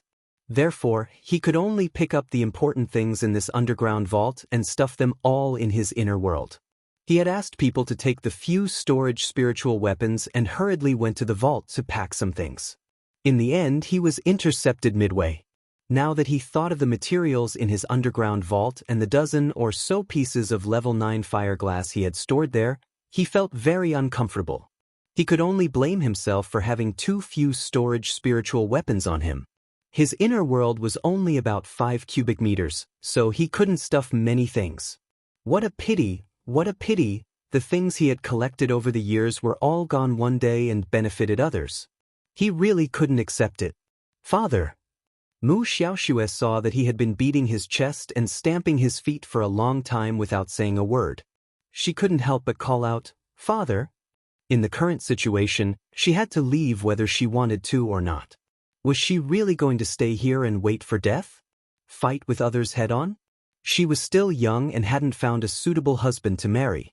Naturally, she didn't intend to die. Mu Xiaoxue thought so and couldn't help but urge again, "Father, let's go." "Go, go, go, do you think I don't want to go?" Mu Jinghong shouted angrily. Suddenly, she vented all her anger. "Isn't it all because of the stupid things you did? Everyone in the City of Shadows has to suffer because of you." Mu Xiaoxue's eyes widened in an instant, and her face was full of disbelief. Father actually blamed her? And on such an occasion, in front of so many people, he reprimanded her without giving her any face? Mu Xiaoxue immediately cried out, covering her small mouth with a handkerchief and sobbing softly. Guishuan was so distressed that his eyes turned red. Just as he was about to walk forward, he saw that damn fat pig hugging his beloved junior sister with his pig hands and gently comforting her. "Sister Xiaoxue, don't cry." When there was nothing to do, Mu Jinghong was reluctant to raise her voice in front of such a delicate and weak daughter. But now, at this moment of life and death, he was so angry that he was half dead. How could he have the mood to care about his daughter's feelings? Immediately, he complained, "If it weren't for you, who foolishly provoked the crown princess of the divine land and made me have to expose my identity and save you, I wouldn't have been so stupid. How did such a thing happen? Do you know? The Emperor of Tsang Prefecture mobilized all the elite troops above the God realm in the 3 prefectures." Mu Jinghong rebuked angrily. "If you weren't brainless, how could such a thing happen?" As he spoke, he felt a sharp pain in his abdomen. He hurriedly pressed it with his hand as he sucked in a breath of cold air. His internal organs were damaged, so it was natural for him to feel pain. However, where did that chill come from? Could it be that the person who injured him had smeared some sort of cold poison on his dagger? Just as he was thinking, a loud rumble came from the entrance of the passageway. It was as if someone had forcefully removed the invisible door at the entrance of the passageway. A gust of cold wind blew in from the outside, causing everyone to shiver uncontrollably. "City Lord Mu, long time no see." Chapter 53:11. Duan Yu entered the passageway with a smile that was like a spring breeze caressing one's face. Mu Xiaoxue twisted a handkerchief as her panicked gaze lingered on Duan Yu several times. It couldn't be helped. This Tsang Prefecture's young monarch was truly handsome and outstanding, making people want to take a few more glances. Unfortunately, the other party only glanced at her without any change in expression before turning to her father, Mu Jinghong. Mu Xiaoxue tightened her grip on the handkerchief. However, Mu Jinghong quickly stood up and threw out a stairway talisman without a second word. He angrily shouted, "Let's go!" They watched as the group disappeared with a whoosh. Duan Yu couldn't resist blinking and turned to tell Rong Qing, "Inform that swindler that they've gone back again." Vassal Prince Rong couldn't resist twitching his mouth as he muttered inwardly, "You keep calling the Crown Prince of the Divine Province a swindler, but you yourself are also a complete swindler." This stairway talisman was extremely interesting. Not only could it teleport a long distance, but it could also set a fixed return point. His Swindler Majesty had already calculated that once this old city lord used the stairway talisman, The fixed return point would most likely be the City of Shadows or the imperial capital's Longyan. After all, he had brought Mu Xiaoxue from the imperial capital's Longyan to the City of Shadows headquarters in a flash last time. Now that he was on the brink of death, he definitely wouldn't hesitate to head to the fixed transfer point. Otherwise, how could he shake them off in the shortest time possible? At this moment, Mu Jinghong's group was ascending the stairway talisman and leaving through the air. Just as Duan Yu predicted, they directly set a fixed return point to the imperial capital's Longyan. Unfortunately, just as they arrived at Longyan City, they barely managed to catch their breath. They were startled by an angry shout of, "Here!" The sound of hurried and orderly footsteps fell heavily on everyone's hearts. Mu Jinghong covered her bleeding abdomen with one hand and turned her head back with a horrified expression. His heart couldn't help but skip a beat. A troop of armored soldiers wielding sabers and swords appeared at the entrance of the alley. The leader was dressed in a black robe and had his hair tied up by a jade crown. He smiled at him. "We meet again, City Lord Mu. I trust you have been well since we last met." Mu Jinghong was extremely shocked. She covered the wound on her abdomen and unexpectedly took 2 steps back. Mu Xiaoxue was so scared that her face turned pale. She clutched the corner of her shirt tightly and looked at the man in front of her. The Crown Prince of the Divine Land led a team and stood at the entrance of the alley with a smile on his face. Handsome and spirited, like pine and jade. However, it was this peerlessly beautiful man who stared at them with eyes as cold as a ferocious beast from hell. There was no trace of warmth in his eyes at all. There was only mockery and ridicule. "All of you. You guys schemed against me." Mu Jinghong finally understood. These two actually joined hands to trap him. He looked down at the stairway talisman in his hand and rubbed it hard. "Don't run, City Lord Mu." Prince Mo smiled and said, "The talisman energy on the stairway talisman can only be transferred once in a short period of time. You can't run now. There's no need to try again, City Lord Mu." The red marks in Mu Jinghong's eyes were about to shatter. "I really didn't expect this." He looked coldly at Prince Mo and said in a low voice, "Your Majesty of Zhangzhou, Crown Prince of the Divine Land, you two actually joined hands to scheme against me." Chapter 53:12. I'm really flattered. Mu Jinghong covered the wound on his stomach and glared at Mo Lien with gritted teeth. "How did you happen to appear here?" Mu Jinghong was puzzled. After all, although he used the stairway talisman to come to Longyan, the capital. But the place where he appeared, such as the narrow alley in front of him, was not a predetermined place. The stairway talisman's directional location was not so accurate. He only went to a large area. Although it was set in Longyan City, he could have stopped in any direction. But why did Prince Mo appear here immediately? "Don't you know?" Prince Mo asked in surprise. Longyan City's city defense array was activated a few months ago. This great city barrier formation can effectively defend against enemies from the outside. That's not the most important thing. What's important is that it has an extraordinary function. Mo Lien smiled faintly and stared at Mu Jinghong's wonderful old face. She said with a smile, "As long as I'm in this city, I can go anywhere with the array disk." Of course, he would not explain very clearly why he discovered Mu Jinghong and the others at the first moment and why he came in such a timely manner. That was because the entire Longyan City was filled with demonic eyes that could see through everything. Once Mu Jinghong and the others appeared, Jojo would immediately receive the exact location information. Little Tree Chiochio did not mind those eyes that covered the sky and made people's hair stand on end. After all, these eyes were indeed useful. "Impossible. Then how did you discover us at the first moment?" Mu Jinghong was conflicted about this question. But it was impossible for Mo Lien to answer him. Mu Xiaoxue saw the tall and handsome man glance indifferently at the people behind him. Immediately, a tide of soldiers surged out from behind him. Without saying a word, they waved their blades and stabbed at them fiercely. Miss Mu was so frightened that her face turned pale and she screamed repeatedly. Mu Jinghong covered his wound with one hand and held his saber with the other to fight. But when he used his strength, he realized that something was wrong.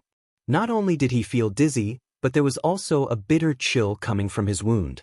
It was so cold that he couldn't help but shiver. Even the saber in his hand was almost unsteady. Damn it, what kind of cold poison did that Songzhou guard impersonate from the City of Shadows smear on his dagger that even he couldn't withstand it? Despicable! Mu Jinghong shouted angrily. He ordered his men to come forward and attack. The Hades court guards quickly surrounded them. Their movements were swift and vigorous. Every one of them looked calm as though they were chopping vegetables and melons. In just a few moves, they killed more than half of the City of Shadows disciples who looked emaciated. Mu Jinghong and the others secretly complained in their hearts. The two from Songzhou and the Divine Land were too vicious. This was especially true for the remaining disciples, who complained incessantly. Back in the City of Shadows, Long Yen, who had been beaten into a pulp by the Tsong Prefecture's emperor, had to flee all the way to the imperial capital with the help of the Stairway Talisman. However, as soon as they set foot on Long Yan's land, they were surrounded and killed by the crown prince of the Divine Province. Their lives were too bitter. It was not a normal kind of bitterness. Mu Xiaoxue shivered as she hid behind Kang Yaofa. She let Kang Yaofa hug her as they dodged countless sharp blades. But Kang Yaofa had to protect her, so he could only use one hand. In front of the well-trained Hades court guards, he could not last more than 100 moves. Chapter 53:13. After 100 moves, Kang Yaofa was at a disadvantage. He couldn't even take care of himself. One of the dark court guards swung his saber at Kang Yaofa's chest.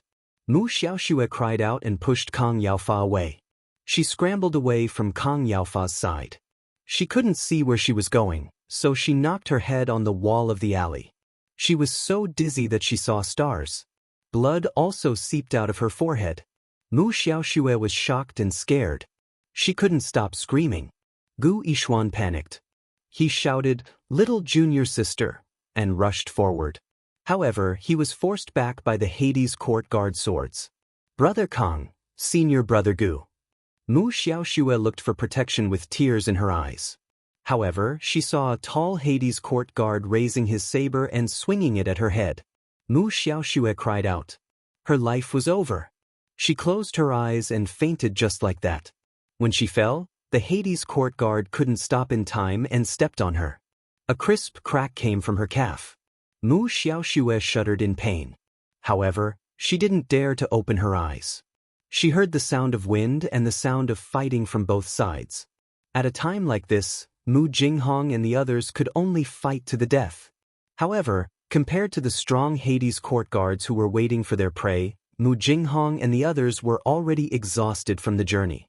After being ambushed, more than half of the City of Shadows disciples died at the hands of the Hades court guards. The remaining few dodged left and right, resisting the attacks bitterly. Mu Jinghong was forced into a corner. Two Hades court guards swung their swords at her. Naturally, she couldn't hold on to the saber in her hand. It fell to the ground with a clang. Mu Xiaoxue lay on the ground and pretended to be dead.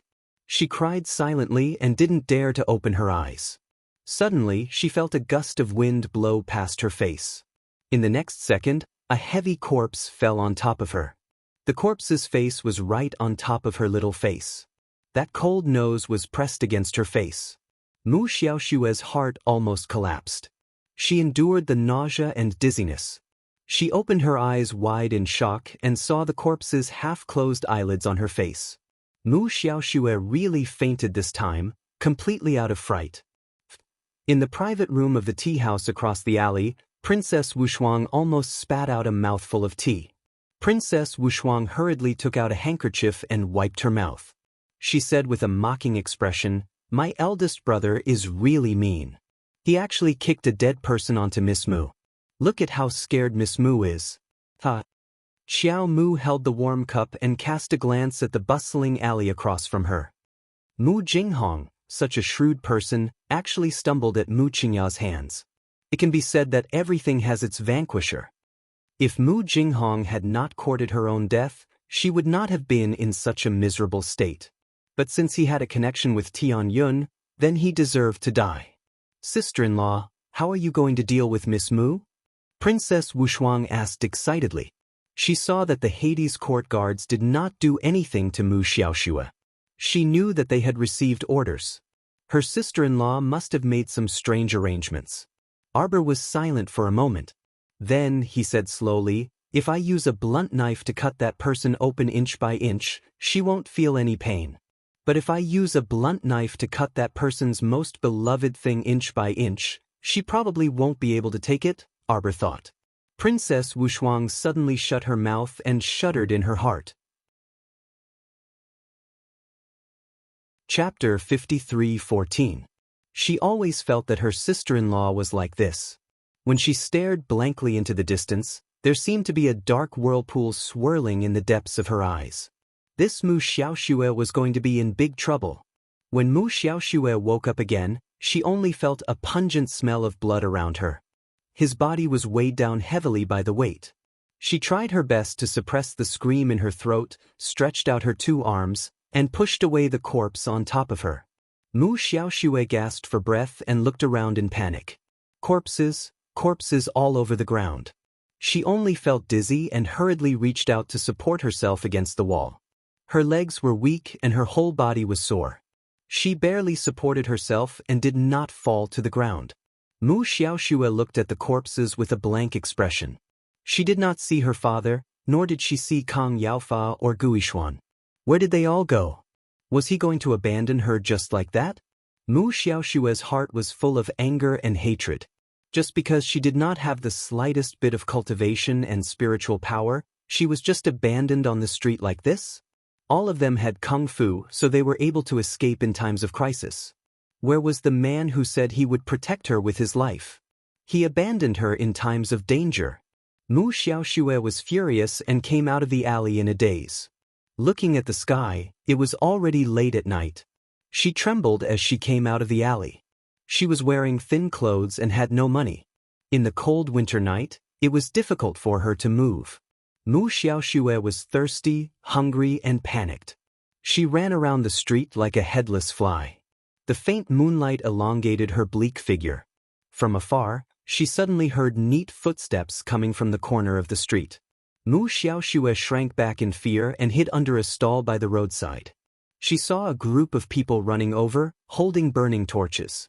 They pointed to the front and asked, "Did you find her?" "Keep looking. There is an order from above. If you catch Miss Mu Xiaoxue, you will be rewarded with 5,000 spirit coins."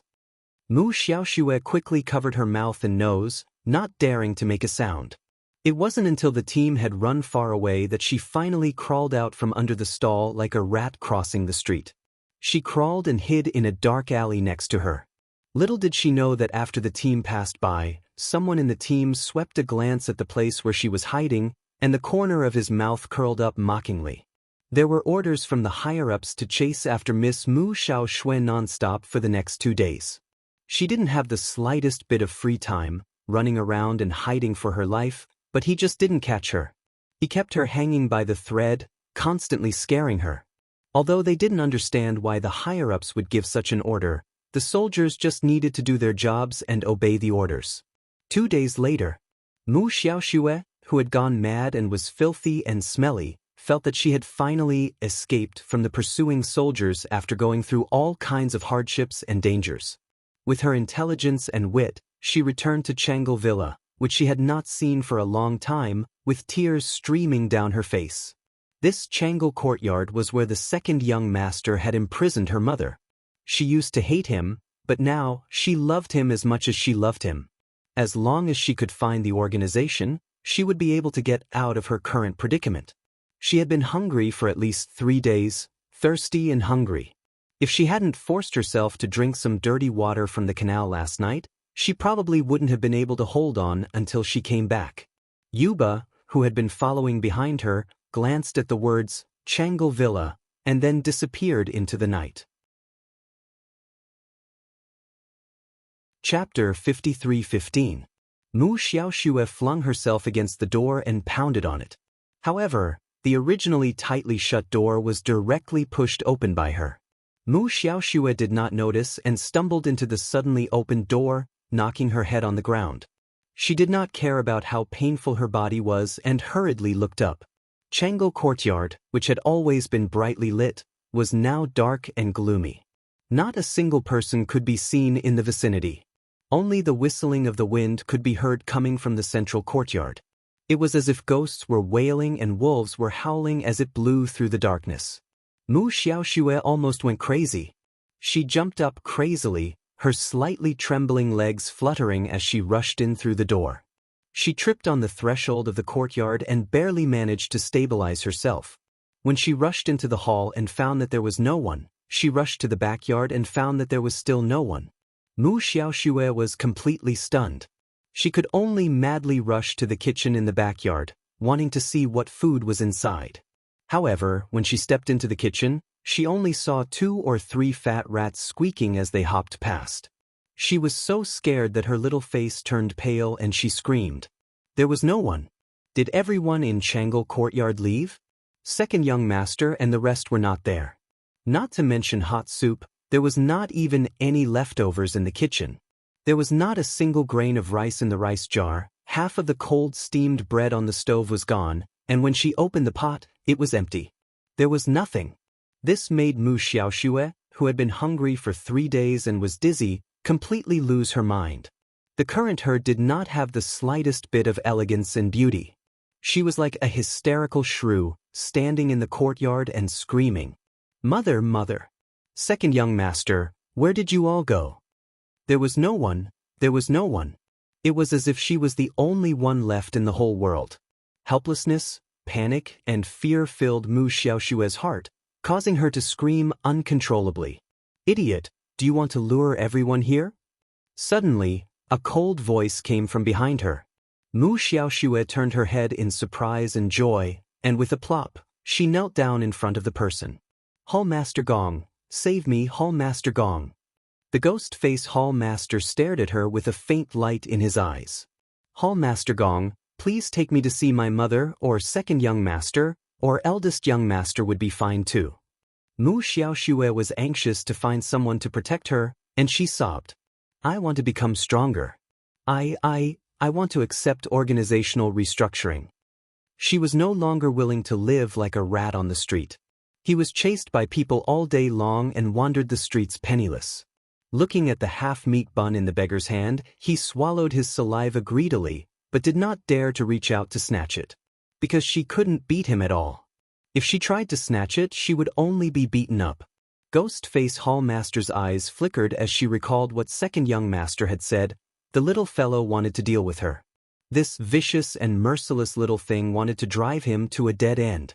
Song Feng, cooperate with her. The ghost-face Hall Master Gong Song Feng looked coldly at the weak woman prostrating at his feet, without the slightest ripple in his eyes. He reached into his pocket and took out a small black porcelain bottle, tossing it in front of her as if he was giving alms.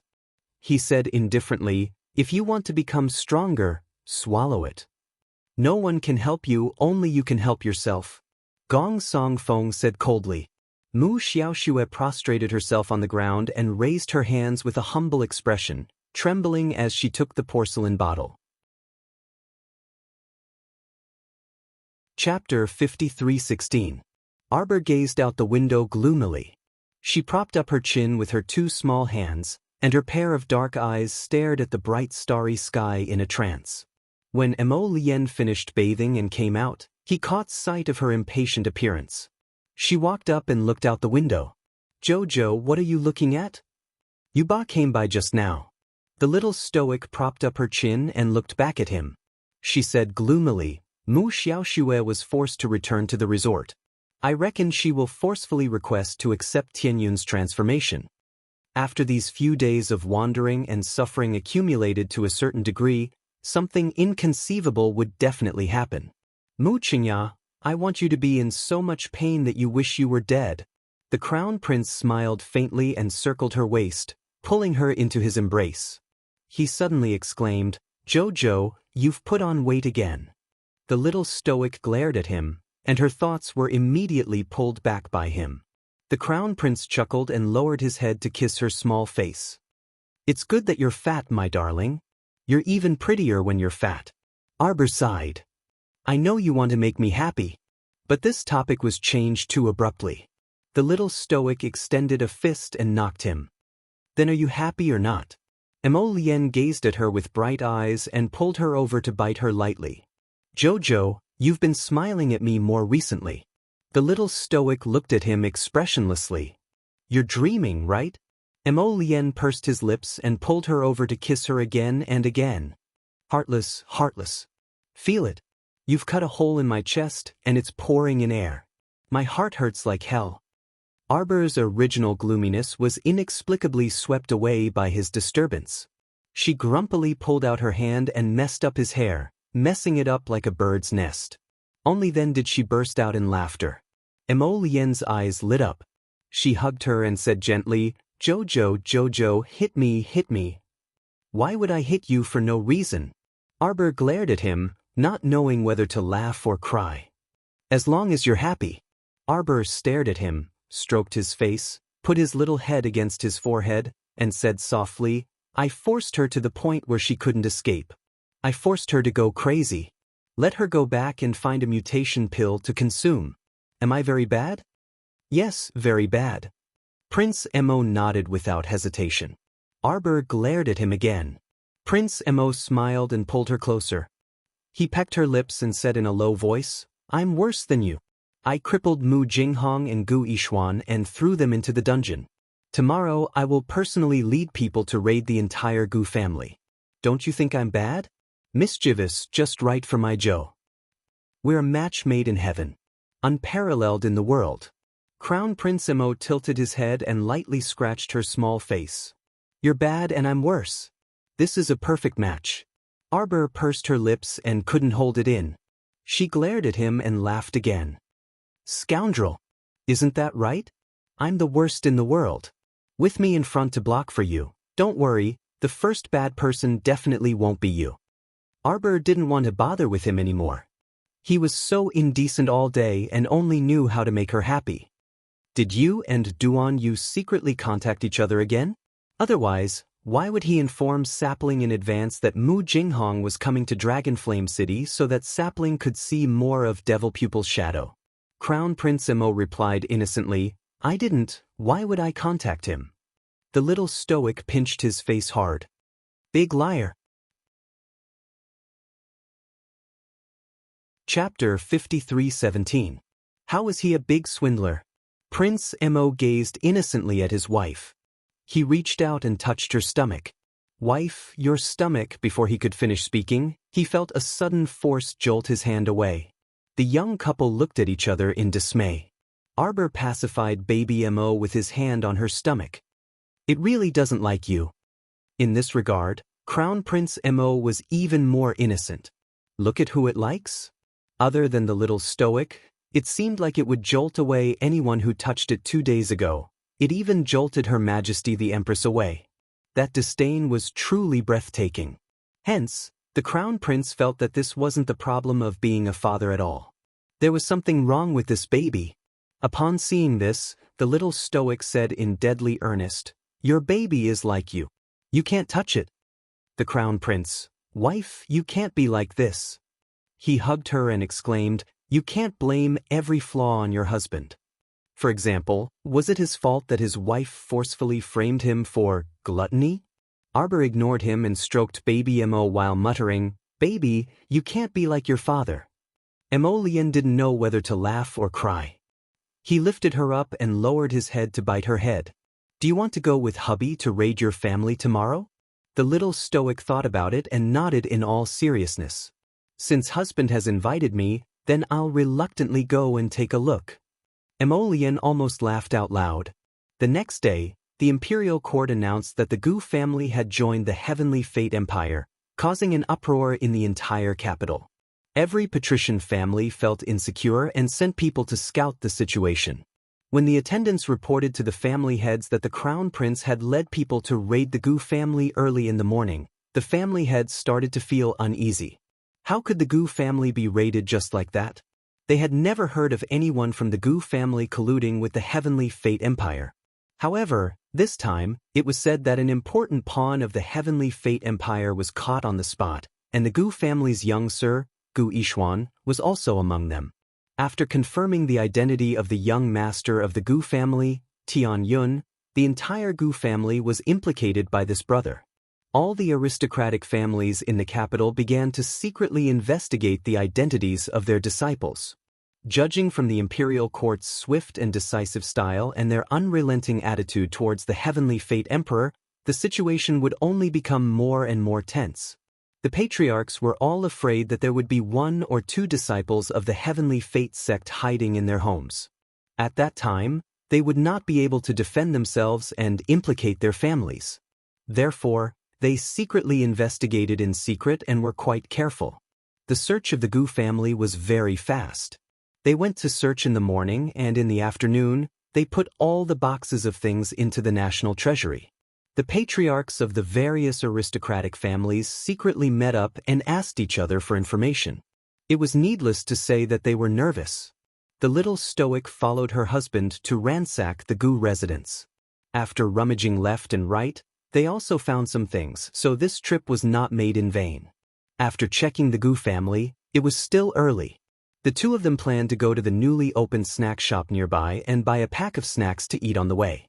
In the end, as soon as they walked into the newly opened snack shop, they saw the Prince of Jing, Mo Shikong, walking towards them while holding a graceful woman's arm.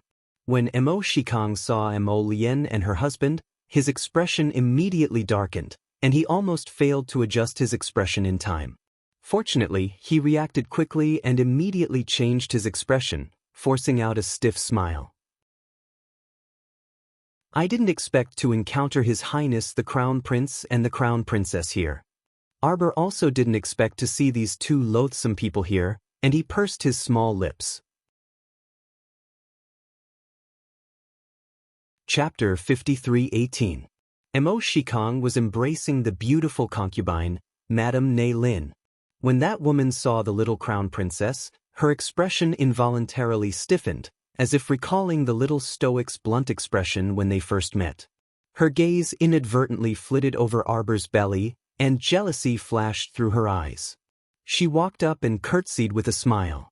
"This concubine greets your highness and the crown princess." She was also pregnant, but the child she gave birth to had completely different statuses. Regardless of whether the crown princess gave birth to a boy or a girl, they would be His Highness the Crown Prince's first legitimate son and legitimate daughter. What about her? Even if she gave birth to a son for His Highness, he would be adopted by the princess consort. It was usually difficult for her to even see her son.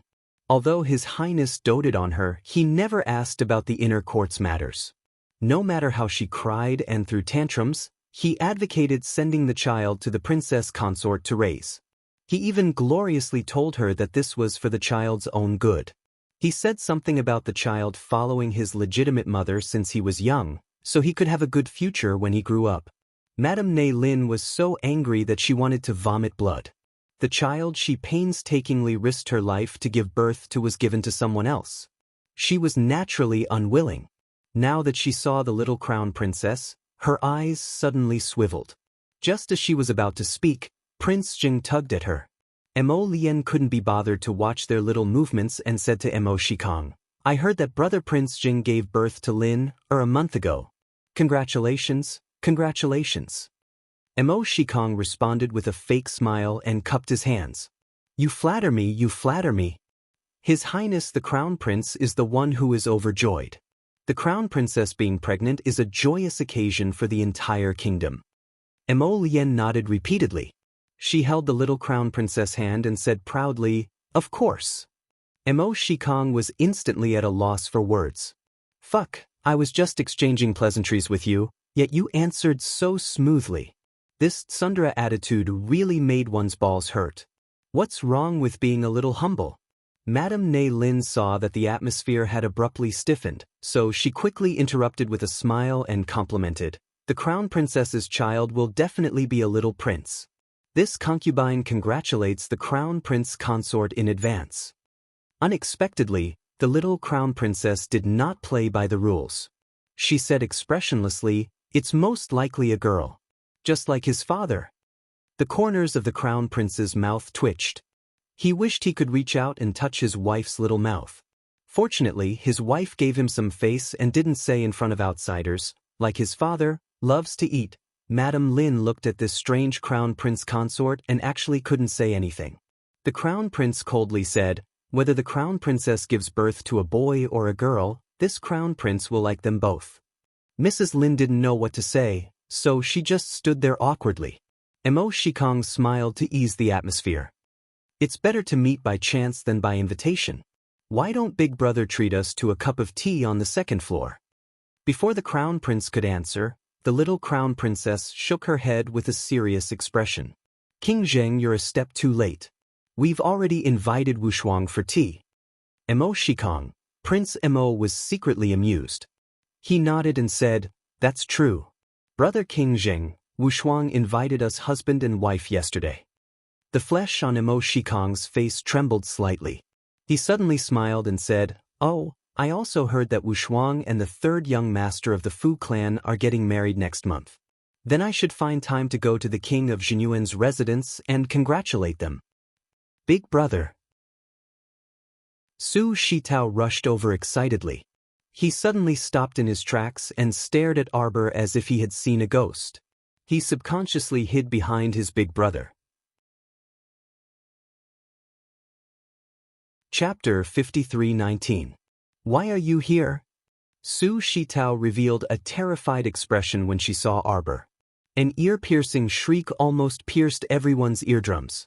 When King Zheng saw Su Shitao's panicked and fearful expression, as his elder brother, he felt very uncomfortable in his heart. Su Shitao shuddered, as if she had thought of something terrifying.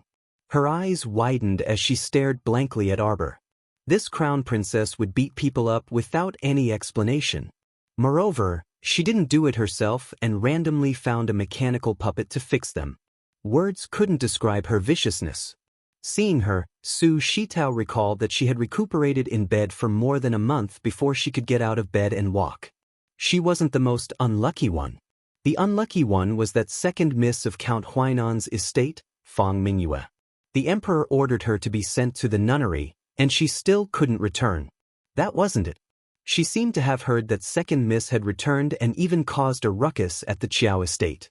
As a result, she was sent to the nunnery a second time by this vicious and merciless crown princess. She didn't know if she could return in the short term. When she thought of this, Su Shitao couldn't help but feel apprehensive. Right now, she was very clear that she absolutely could not offend this crown prince consort. This person's temper was so terrible that she might be sent to the nunnery as well if things went wrong. If she was locked up in the nunnery for the rest of her life, then her life would truly be over. Then she thought about how she had to swallow her anger and behave meekly every time she saw this stoic face in the future. The nameless rage in her heart couldn't help but erupt. Why did she have to endure this woman's anger everywhere? Her elder brother was Prince Zheng, after all. How could her status be compared to those ordinary noble daughters of officials and aristocratic families? Why did she have to endure this kind of anger? Despite her unwillingness, Su Shitao's actions were incomparably cowardly. When she saw the young crown princess glare at her, she only dared to hide behind Prince Zheng and didn't dare to poke her head out. Prince Zheng was also furious. Seeing his sister so scared, he felt guilty and distressed. He felt guilty that as her elder brother, he couldn't be her pillar of support. He felt sorry for his younger sister. When she saw the expressionless crown princess, she was like a mouse that saw a cat, trembling in fear. Mo Shikong, the prince of Zheng, felt very uncomfortable in his heart, but he scolded coldly, Tao, how can you be so unruly? Hurry up and greet His Highness the Crown Prince and the Crown Princess. At this time, there were more and more people coming and going in the snack shop, but the five of them were blocking the entrance to talk. A few commoners who passed by heard King Jing say the words Crown Prince. They were so scared that their legs turned to jelly and they fell to their knees. Su Shitao twisted the handkerchief in his hand, stammered as he stepped forward and bowed. Greetings to your highness the Crown Prince, Crown Princess, Crown Princess. Arbor looked at her expressionlessly and didn't say anything. The Crown Prince said faintly, Brother King Zheng, we have an appointment with Wushuang. Please excuse us. Mo Shikong was so angry that his face trembled slightly. He pretended to be calm as he cupped his hands and bowed. Then, he watched as the two went in hand to buy several packets of snacks and left without looking back. Su Shitao had been hiding behind Mo Shikong. It was only when the two left the snack shop that he seemed to come alive. He curled his lips and complained to Mo Shikong, "Elder brother, I think the two of them don't even care about you." Chapter 53:20. Eldest brother, aren't you the Prince of Zheng personally conferred by the Emperor? Why do we always have to suffer in front of them? The little white flower, Lin Shi, hurriedly held onto Mo Shikong, who had an unsightly expression. She turned to Su Shitao and said, "Tao, your eldest brother is just being courteous to his brother." Su Shitao rolled his eyes at her with an angry expression. "You definitely can't be courteous to that kind of person. You can't even take a step back. If you take a step back, they will take a step forward. Eldest brother, if you keep retreating, there will be no way out. At that time, where will our family retreat to?" Lin Shi hurriedly comforted, "Little sister, didn't you say that the things in this newly opened dessert shop are not bad? How about I accompany you to pick some to bring home?" However, Su Shitao did not give her any face and directly flung her hand away. He muttered, "Can't I pick it myself? I don't need you to say so much nonsense." Lin Shi's eyes turned red from grievance. Mo Shikong was a bit angry. Thinking that it was not good to berate his little sister in public, he glared at Su Shitao in irritation and pulled Lin Shi's hand to turn and leave. Why buy desserts? He was not in a good mood now and did not want to eat desserts. Arbor sat in the slightly swaying carriage. She opened the package of desserts and stuffed a piece into her mouth. "Jojo's lotus. Why do you think that Mo Shikong invited us to tea for no reason? What is his motive?" Mo Lian's mouth twitched.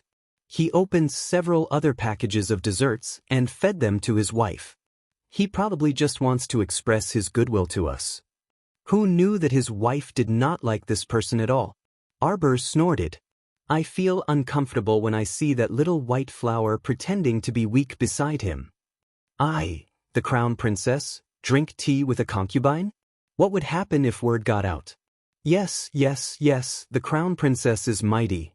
Prince Mo nodded in agreement and handed her a cup of brewed tea. "Let's ignore that kind of brainless person." His Joe was right. They were of different statuses, so it would be awkward for them to sit together and drink tea. "He looks like your old uncle king of Giant Pain." Mo Lian, ? That's strange. The king of Giant Pain is just sitting at home. How did disaster fall from the sky? If my wife wants to attack someone, then just attack them. Why did she have to drag the old prince of Giant Pain into it? Fickle and lecherous. The little crown princess had a serious expression on her face. And especially unreliable. Mo Lian was secretly amused, but on the surface, he looked like he seriously agreed with his wife's opinion. He thought that whatever his wife said was correct. Prince Mo nodded. "That's right with that Giant Pain Wang is simply too much." Her eldest brother and second brother had good points, but she didn't learn them. Instead, she picked up the bad habit of being a hedonistic and lecherous person. "The next time we see him, we'll cheat him out of a sum of money." At the same time, the old King Giant Pain, who was far away in King Giant Pain's mansion, sneezed a few times and exchanged a glance with his son, Mo Kuan. Mo Kuan jumped up from his seat with a bang. Close the door, close the door. Immediately close the door." The old King Giant Pain asked speechlessly, "What are you doing?" "Everything is fine. Why are you acting crazy?" "Close the door." Mo Kuan ignored his father's question and hurriedly ordered the servants in the mansion to close the main door of King Giant Pain's mansion. The old King Giant Pain was baffled. "What are you doing?" Mo Kuan shuddered a few times. Chapter 53:21. He leaned closer to the old King of Giant Pain with a strange expression. "Father, I feel that a jinx might descend soon. It's better for us to protect ourselves and hide at home." "Jinx?" An expressionless face suddenly flashed past the old King of Giant Pain's eyes, and he couldn't help but shudder. His son's words should be credible. It was better to believe it than not. Since his son had said so, then it was better for the father and son to hide for a while. After all, if they were unlucky, they would gain some experience. Thinking that they might be unlucky after a while, the probability was probably quite high. If they hid, they would probably be able to avoid a lot of trouble. The old king of Giant Pain and his son closed their doors and declined guests from now on. When the emperor received the news the next day, he was puzzled and scolded jokingly, "What are the father and son up to again? Why are they closing their doors and declining guests?" These were all words for another day. At this moment, the little crown princess and the crown prince were scolding the old king of Giant Pain all the way to a tea house called Yong Sheng on Changle Street. Third young Master Fu and Princess Wushuang had been waiting in the private room for a long time. Seeing the crown prince and his wife coming down from the carriage, Princess Wushuang leaned against the window and waved happily at them. "Here, here, come quickly." The two of them went up to the tea house and Third Fu personally opened the door to welcome them. Wushuang skipped forward and held Arbor's hand. She said with a smile, "Aya, you two are so slow. We've been waiting for you for so long." The little crown princess said expressionlessly, "We met an annoying person on the way and delayed some time." Prince Mo followed behind his wife and glanced at Wushuang, who was holding his wife's arm, pitifully. He placed a few bags of snacks on the table. Third young Master Fu was secretly amused. He coughed lightly, closed the door, and walked forward. Shuang quickly returned the crown princess to the crown prince. Wushuang turned to glance at Mo Lien, pursed her lips, and continued to hook onto Arbor. "Brother, don't be so petty. I'll just hold on to my sister-in-law for half a day at most. You can stay by my sister-in-law's side day and night."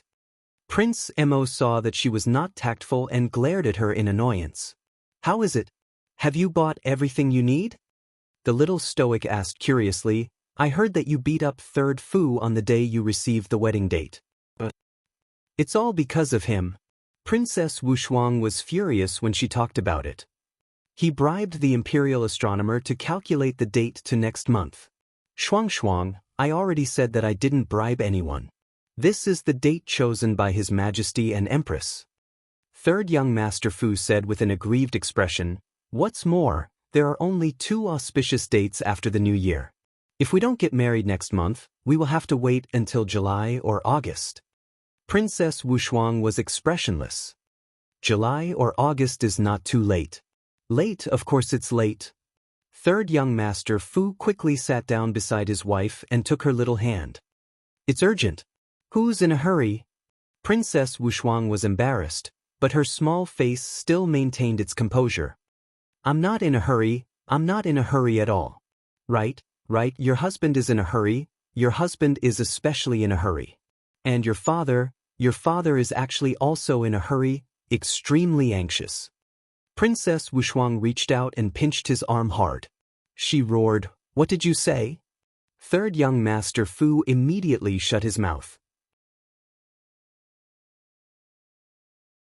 Chapter 53:22. He immediately realized that he had said something wrong and tried to salvage the situation. "Your father is not anxious, but I am. I am very anxious." Princess Wushuang snorted and did not say anything else. The little crown princess pursed her lips and tugged at Wushuang's sleeve. "Wushuang, just marry him. If Third Fu dares to hurt you, I will beat him to death for you." Third Master Fu, why do I feel so worried? He felt a chill at the back of his neck. When he saw the little crown princess shooting daggers at him, Third Master Fu froze. Oh my God, he had finally married his wife and he did not dare to do anything bad to her. He looked pleadingly at Prince Mo, who was watching from the side. Third Master Fu tilted his chin at him, implying that he should say something for his brother. Mo Lien coughed lightly and said reluctantly, "Jojo, don't worry. Third Fu is not like Uncle Wang." "Who is Uncle Wang?" Third young Master Fu had a bad feeling. "He is like the old Prince of Giant Pain who has a lot of concubines. My wife hates it the most." Mo Lien said seriously. Third Master Fu quickly took Princess Wushuang's hand and swore, "Wife, it was not easy for me to marry you. Don't worry, there won't be anyone else. Never." The little crown princess pursed her lips and rubbed salt into Third Master Fu's wound. I am afraid that Miss Bao has not been settled yet. What Miss Bao? Third Master Fu's heart sank when he saw his wife's expression change. He quickly said, there is no Miss Bao. Wife, don't worry. We don't have to care about that kind of person. Princess Wushuang also got angry when she thought about it. Can we not care about her? That Miss Bao has always wanted to marry into your general's residence. Madame Bao's family must have been like this. She taught the girls how to climb up the social ladder. Princess Wushuang had sent someone to investigate Bao Zuiping's family in secret. This family was strange. Every woman from the Bao family was either a second wife or a concubine. None of them was a legitimate wife. The old master of the Bao family made his fortune by selling his daughter for glory. Since then, the Bao family had been following the old master's footsteps. They continued to sell their daughters for glory and benefits. This had probably become a tradition of the Bao family. Bao Zuiping was even more outstanding. She usually stayed with her aunt, Madame Bao, and treated her like a real mother and daughter. Her aunt was also a very strange person. Clearly, the empress had already issued a marriage decree for her niece and son. Madame Bao even tried her best to match Bao Zuiping with third young Master Fu. He was truly a person with an incomparably eccentric brain circuit. He didn't know what was going on in her head. It was as if she had entered a dead end and couldn't get out. When Third Fu mentioned Bao Zuiping, he couldn't help but feel depressed. Encountering a cowhide plaster that couldn't be shaken off, it was really difficult for him to say anything. He held Princess Wushuang's small hand and said to her with a smile, "My wife, you just need to be at ease and marry me. Leave the rest to the crown prince." Prince Mo looked at third young Master Fu with a stunned expression. They were really brothers who were willing to sacrifice themselves for each other. How did he get implicated for no reason when he was just sitting there? "How do you want me to help you?" Prince Mo was speechless. "I want to borrow some people from the crown prince. I have a feeling that things will get chaotic on that day." Chapter 53-23. There was nothing wrong with making preparations first. Prince Mo nodded without hesitation. "I'll give you 100 men from the Purple Forest Guards for you to use. Then, I'll have the men from the city defense camp patrol around your house. Nothing will go wrong on the day of the wedding." Third young Master Fu nodded repeatedly. "I can't thank you with words. I'll remember it in my heart." Prince Mo rolled his eyes at him and said in annoyance, "It's just a small matter. Sister-in-law, I saw that a new jewelry shop opened next door. Let's go take a look. While we're at it, let's get a gold necklace for my unborn nephew." The two men immediately looked at them eagerly. Princess Wushuang raised her head and snorted. "You men can stay here and continue drinking tea. We'll be back soon." "Wife." How heartless. His wife left him behind just like that and walked off with Princess Wushuang, arm in arm. The two men stared at each other and silently picked up their teacups to drink. After Arbor and Princess Wushuang walked out of the door, he asked her in a low voice, "Did that Miss Bao find trouble with you again?" She had long wanted to ask Princess Wushuang about these girls' private conversations, but it was not appropriate for her to ask because the two men were in the way. Princess Wushuang quickly shook her head. "Sister-in-law, don't worry. That Miss Bao won't bully me." Arbor nodded. It made sense. Princess Wushuang was a godly state expert. How could she be bullied by the weak Miss Bao? She was the one who had overthought things because she was too concerned. Arbor looked back at Wushuang and said with a serious expression, "But speaking of which, that Miss Bao who fainted easily that day is actually safer at home." "What do you mean?" Princess Wushuang's mouth twitched. She had a feeling that the little crown princess would not say anything good. As expected, the young crown prince consort solemnly said, "It's not easy to treat her illness of fainting at the drop of a hat. Think about it. If she stays at home, at least there will be servants to support her if she falls on the ground. There will also be doctors willing to visit her. But what if she falls on the streets or in front of a brothel? What should we do? If she was picked up by the brothel, wouldn't she have to strangle her hair and become a prostitute? Or directly smash her head against a pillar to death?" Princess Wushuang resisted the urge to burst into laughter. However, she heard an exasperated scream behind her. What did you say? Princess Wushuang was stunned when she heard the voice. She turned around and hid the shock in her eyes. She stared at the person with an indifferent expression. As for the madam of the Lin family, she avoided the passers-by early in the morning and secretly came to the back door of the Prince Zheng's mansion while wiping her sweat. After waiting for a long time, someone opened the side door and welcomed them in. Madam Lin couldn't sit still in the side hall, pacing back and forth. It wasn't until the sound of footsteps came from outside the side hall that Madam Lin stopped and hurriedly turned her head back with a smile. She stepped forward with an apologetic smile and grabbed a woman's hand. "Cousin, I've finally met you. These days, your younger sister misses you very much and wanted to see you several times, but the gatekeeper said that you were sick." Madame Liang covered her mouth and coughed softly a few times. Madame Lin's eyes flashed. She reached out with a smile and helped her to a seat. "Cousin, are you all right?" "I'm fine." "Madame Lin, please sit." Madame Liang nodded and said, "Why are you here? You can tell me directly." Chapter 53-24. Madame Liang was very clear about this cousin of hers. She would not visit a master without a reason. For her to be so courteous today, she must have something to ask of her. Seeing Madame Liang being so cold, Madame Lin felt that she had asked for a snub, so she said with an awkward expression, "Oh, it's not that important. It's just that Miao was captured by the people of the Heavenly Fate Palace, and they still haven't let her go. I'm anxious, and I heard from husband that he had already come to ask for instructions from the prince." "I don't know." Madame Liang quickly retracted her hand and said in fear and trepidation, "I'm just a woman. I don't understand what you're saying to me. That Heavenly Fate Palace, I don't know and don't understand. Don't ask me, don't ask me." As she said this, she seemed to be very flustered, and her entire body trembled. Madame Lin looked at her in confusion. "Cousin, why are you so afraid?" Madame Liang trembled. "I'm not afraid." She just didn't want to cause trouble. It was about the Heavenly Fate Palace, and she came to find a woman without any cultivation. What was this? "Cousin, you have to help our Miao." As Madame Lin spoke, she was about to kneel to Madame Liang. Madame Liang quickly went to support her, saying, "Madame Lin, it's not that I don't want to help you. It's just that I'm just a woman without the strength to truss a chicken. I really can't help you much."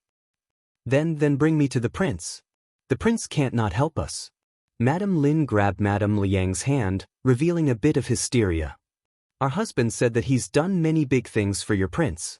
The prince can't ignore our Miao." Madam. Hurried footsteps came from outside, and a middle-aged man came in, flustered and exasperated. He glared at Madame Lin, his eyes almost burning with anger. "Madam, what are you doing here? Quickly come back with me and don't disturb Madame Su." "Husband, why are you pulling me?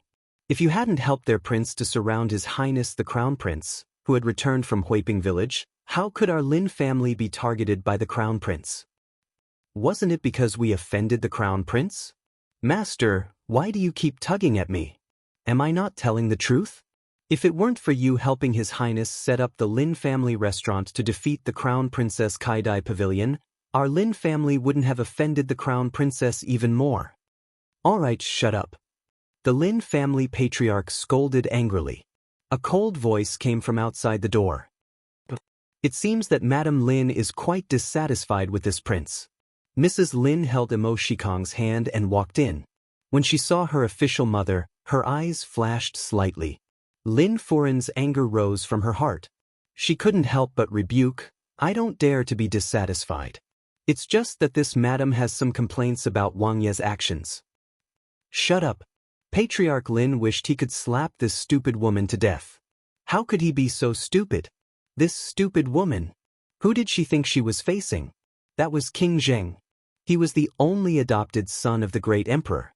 She was so audacious to speak to Zheng Wang in such a manner. Was she tired of living? But Madame Lin had already thrown caution to the wind for the sake of her daughter, Lin Miao's life. She didn't fight back now and didn't fight for her daughter's life. The longer this dragged on, the more uneasy she felt. Lin Miao was her only daughter. Chapter 53:25. Ever since our Lin family moved from Rome City to the capital, we have always been used by your highness. For so many days, we have been obedient to your highness's orders. Your highness, I have long hair and little knowledge. I've made you laugh.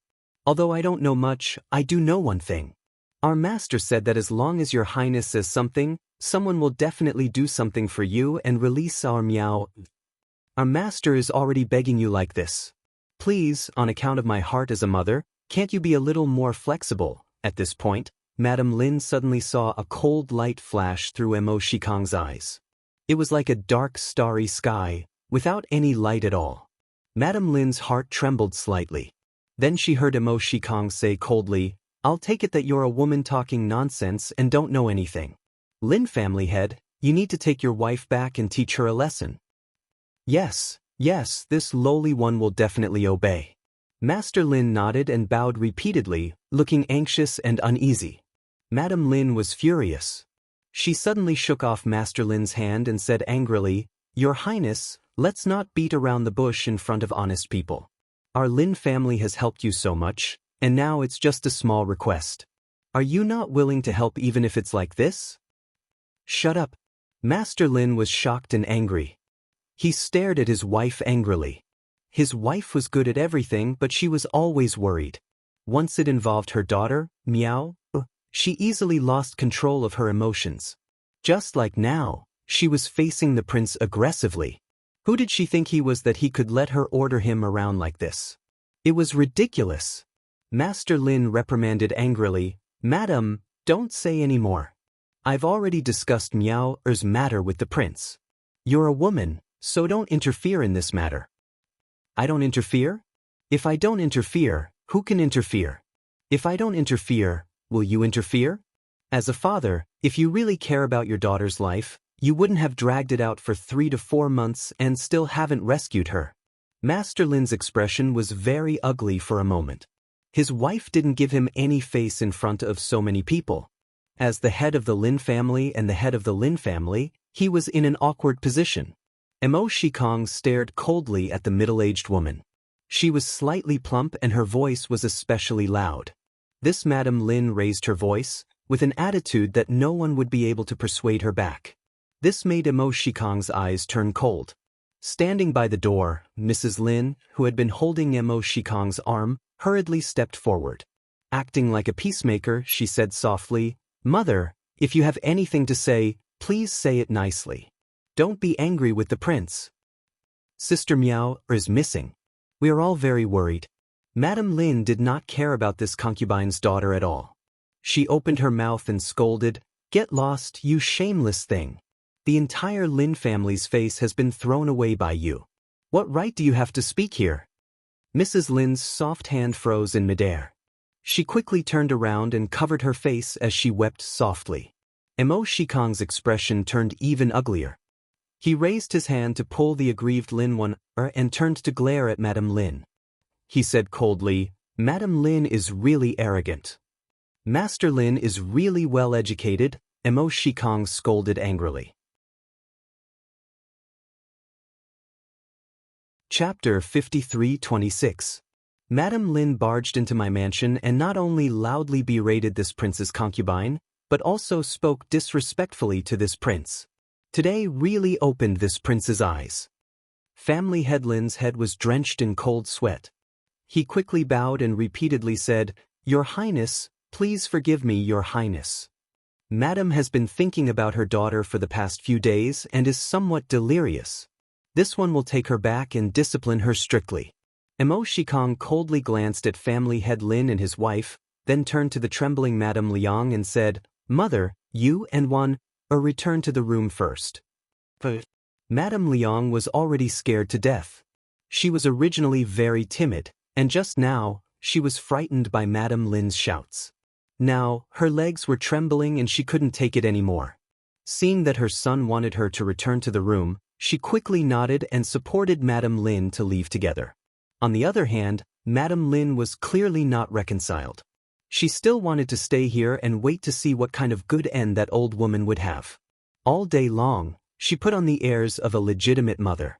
She had already married into Prince Zheng's mansion and became the woman of the prince, but this old woman still dared to be so arrogant and despotic.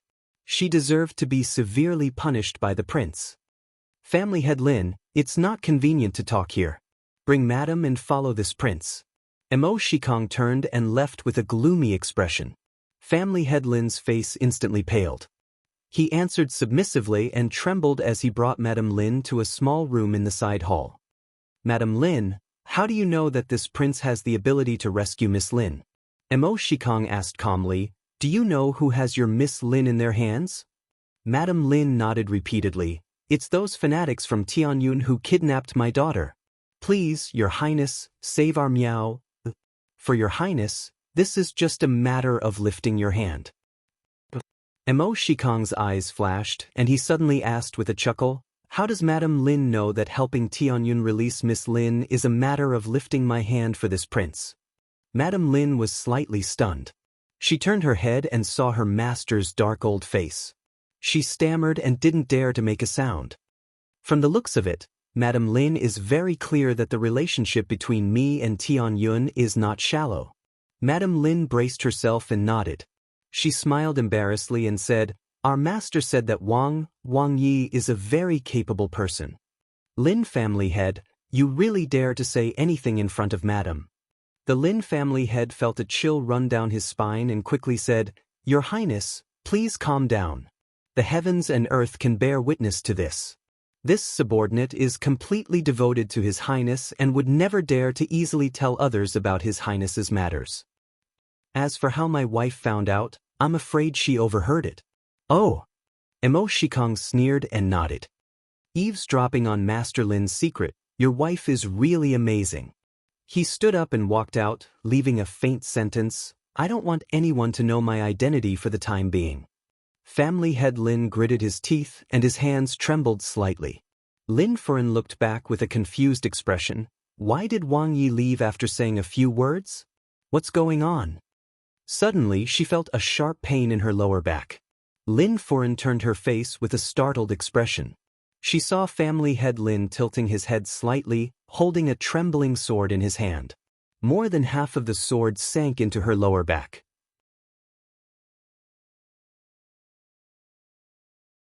Chapter 53:27. Just like this, without any warning, her own husband actually raised a sword to kill her. Madame Lin stared at Patriarch Lin in shock. She felt a chill on her back. The sword had pierced a big hole in her body. When she pulled it out, she saw that she had spurted out a lot of blood. Blood dripped onto the ground in an instant. There was a circle of dripping blood all around. It was her blood that was flowing out of her body. Madame Lin didn't know that a person could bleed so much before they died. Her face was full of astonishment and disbelief. She didn't understand why her husband would be so cruel to her out of the blue. However, she didn't have time to think about it. She felt a chill at the back of her waist, and her whole body fell to the ground, lying there heavily. Perhaps even until her death, she didn't know which sentence had thoroughly offended this prince and made him ruthlessly give the order to put her to death. The bloody sword in Patriarch Lin's hand fell to the ground with a clang. He picked up his wife, who had fallen to the ground with her eyes wide open. He couldn't help but feel sad. The secret relationship between the prince and Tianyun was a secret that no one could tell. Madame was like a blabbermouth. If she talked nonsense, she might ruin the prince's plan. Madam! Patriarch Lin cried. I only hope that you can control your mouth in the next life and stop talking nonsense. On the other side, Arbor and Wushuang had not reached the jewelry shop when they heard an angry rebuke behind them. Who are you talking about? Who is going to a brothel? Who is going to twist her hair and become a sister-in-law? The voice trembled with anger. The little crown princess was stunned. She held Princess Wushuang's hand and turned around to look. They couldn't help but look at each other. Don't talk nonsense in broad daylight. Someone appeared in front of them after a few words. Miss Bao was wearing a blazing red dress today. There was a trace of anger on her graceful face. She stared at Arbor and Princess Wushuang in a daze. She couldn't believe her ears. There was actually such a vicious and cunning woman in the world who was good at taking advantage of others.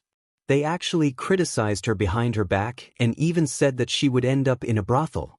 They even said that she might strangle her hair and become a prostitute. You are simply vicious. Bao Zuiping was so angry that she looked like she was about to faint. Bao Zuiping's personal maidservant hurriedly stepped forward to support her, her face filled with righteous indignation. The two of you, there is no enmity between us.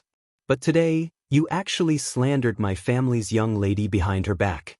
This is too unreasonable. Princess Wushuang blinked and asked, "Who slandered your daughter?" This was truly baffling. She and Jojo were just strolling around and chatting. How did Miss Bao, who had such a strange mind, turn it into a vicious slander? What did they talk about? You guys, just now. Miss Bao clutched her chest with one hand. She looked like she was struggling in pain and could not breathe. Just now, you know very well what you were talking about. Miss Fang's body was swaying. The young crown prince consort hastily reminded her out of good intentions. She then said in all seriousness, "Be careful, Miss Bao. The ground is hard and stiff from your fall. It's hard to say if all your bones will break, but your head will definitely bruise." Chapter 53:28. When Bao Zuiping heard this, she hurriedly put on an appearance of being out of breath. She extended a trembling finger and pointed at the young crown prince consort, trembling.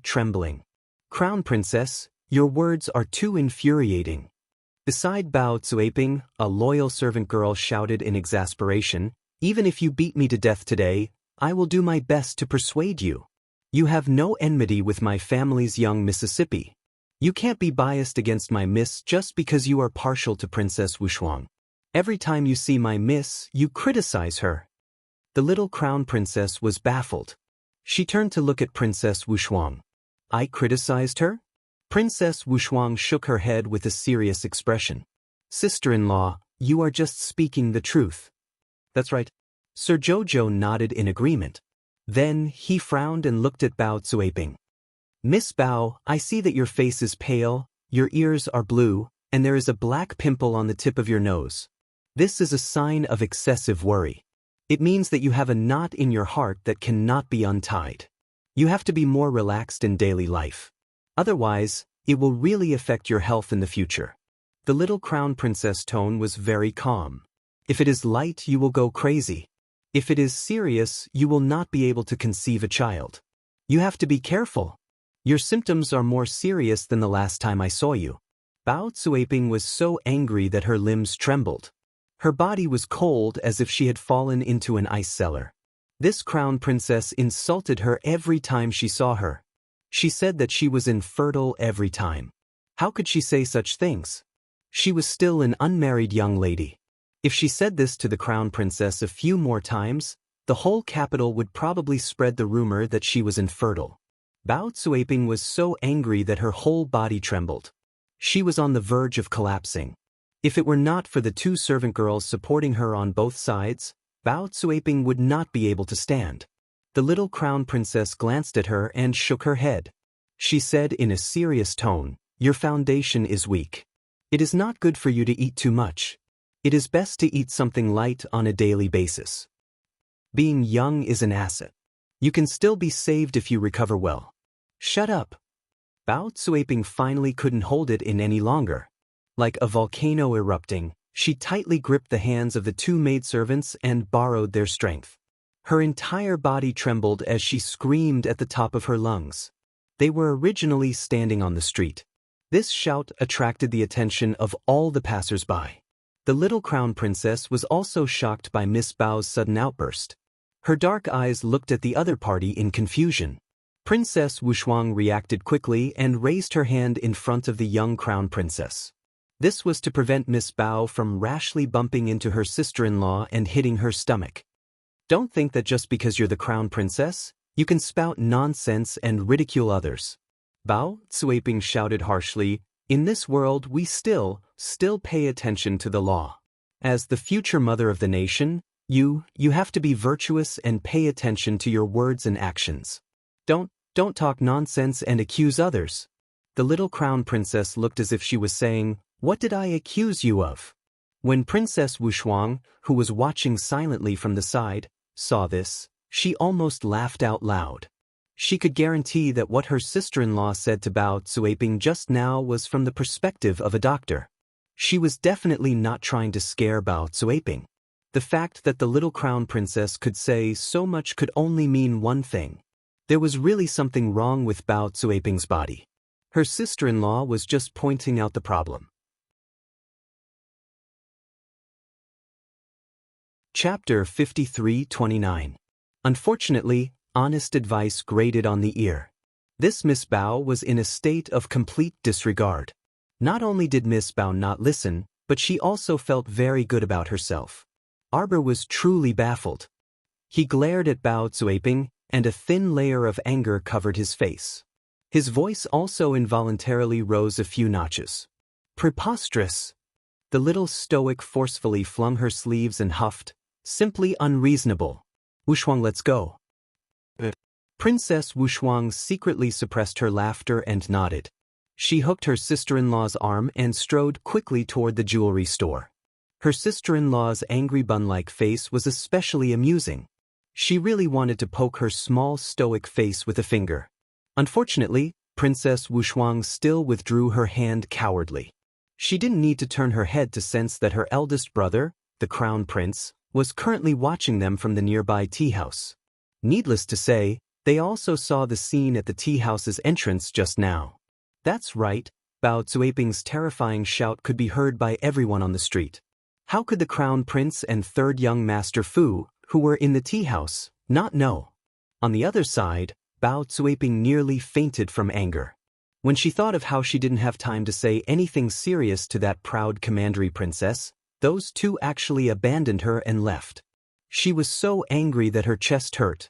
She hastily instructed her two personal maidservants to support her tottering body as she followed them. This crown princess was simply arrogant and despotic. She was the unreasonable person. Bao Zuiping arrived at the jewelry store's entrance in a gloomy mood and looked up at the brand new entrance. This jewelry store had just opened recently, so there were quite a lot of people going in and out.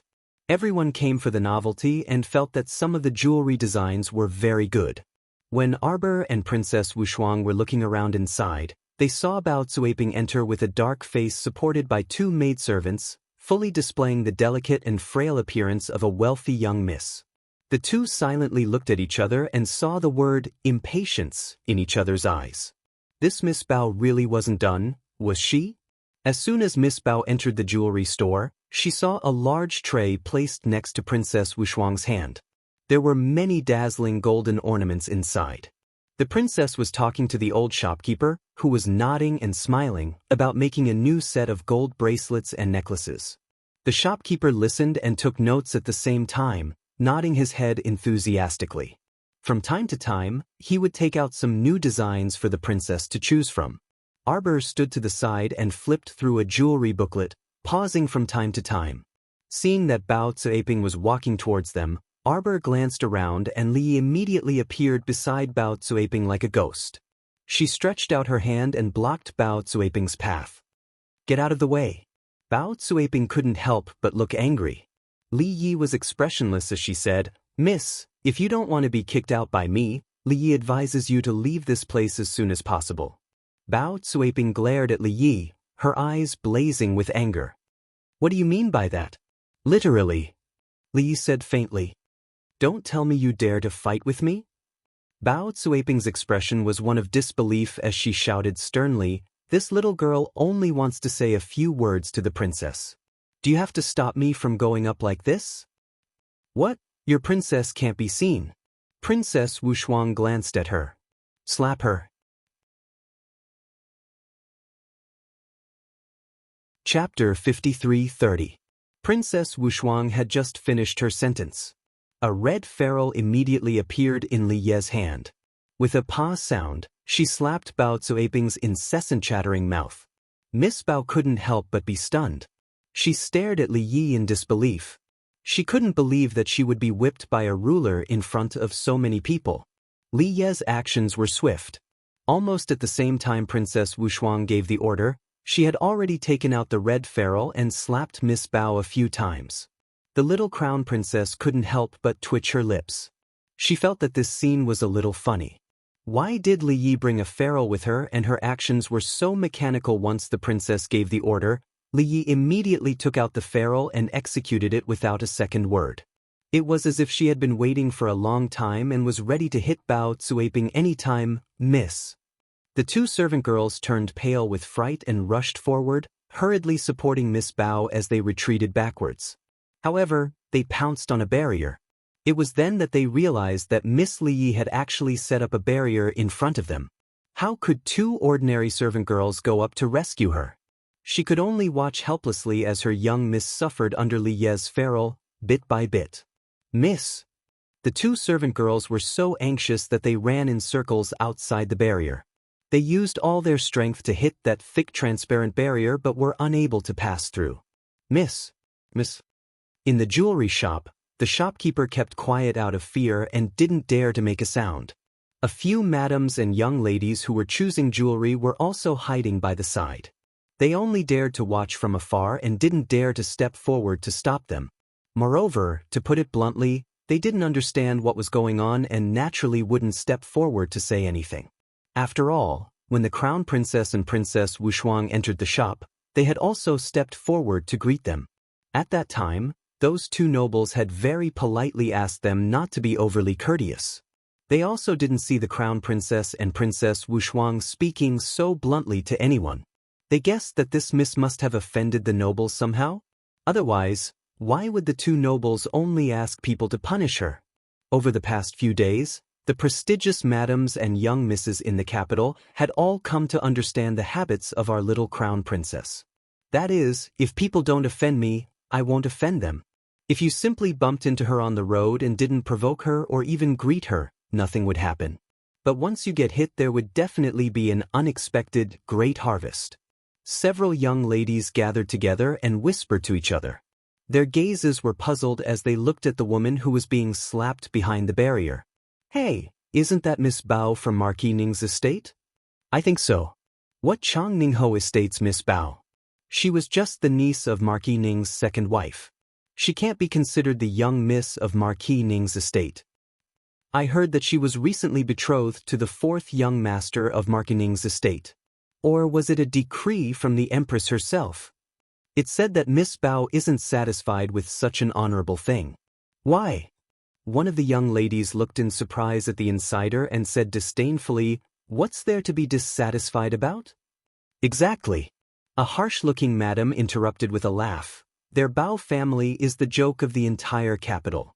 The girls in their family never marry a first wife.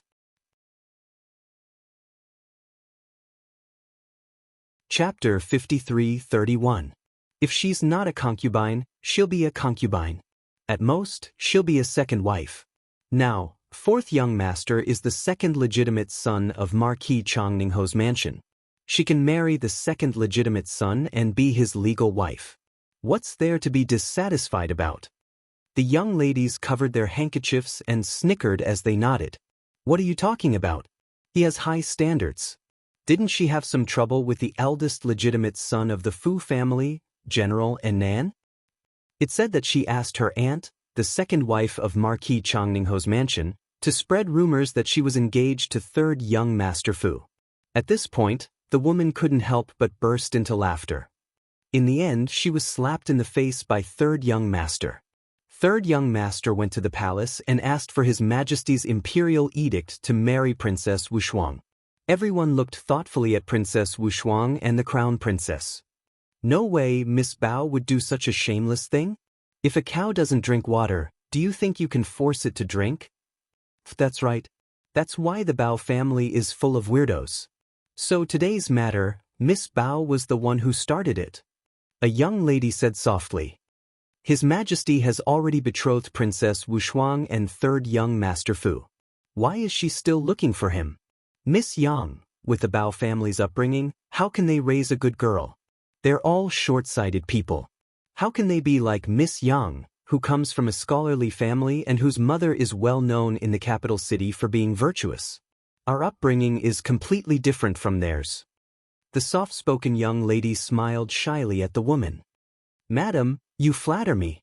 The madams and young misses gathered together and discussed in low voices. Although their voices weren't loud, every word and sentence fell into Bao Zuiping's ears. It angered her to the point of flying out of her body. Her entire body was dizzy and she fell down unsteadily. Li Yi held the ferrule expressionlessly and punished Bao Zuiping. When she hit her 50 times, Princess Wushuang said lightly, "That's enough." Li took back her ferrule. With a stoic expression, she took out a yellow handkerchief and wiped the ferrule with force. He threw away the handkerchief, put away the ruler, and removed the barrier. With a serious expression, he returned to the side of the little crown princess. Princess Wushuang looked at the girl and could not help but twitch her mouth. Strange. She wondered if it was just her imagination. Why did she feel that Li's stoic face was somewhat similar to her sister-in-law's? Could it be that he was more like a master? Mississippi, 2 servant girls rushed over and reached out to support Bao Zuiping. Bao Zuiping's body went soft and she collapsed. The 2 servant girls' arms were thin and weak, and their strength was weak. They were unable to support her, and one on her left and one on her right, they collapsed to the ground. At this moment, Bao Zuiping's cheeks were already swollen. Her mouth was swollen like a bloody steamed bun. When she opened her mouth, 2 missing teeth were revealed. Zuiping, Zuiping! A young man rushed into the jewelry shop like a gust of wind. He looked at Bao Zuiping, who was lying on the ground with her mouth swollen and broken from the beating. He cried out in grief and rushed over. The madams and young ladies gathered together whispered to each other and discussed in low voices. That's the 4th young master of the Fu family, Miss Bao's fiancé. You're tuning in to the Passion Pages YouTube channel. We're so grateful for your support and don't forget to subscribe to join us on this incredible journey through captivating stories. Your generosity through donations truly makes a world of difference, as it's the primary source of revenue that allows me to expand and enhance this channel for you. Thank you from the bottom of my heart for being a part of this adventure.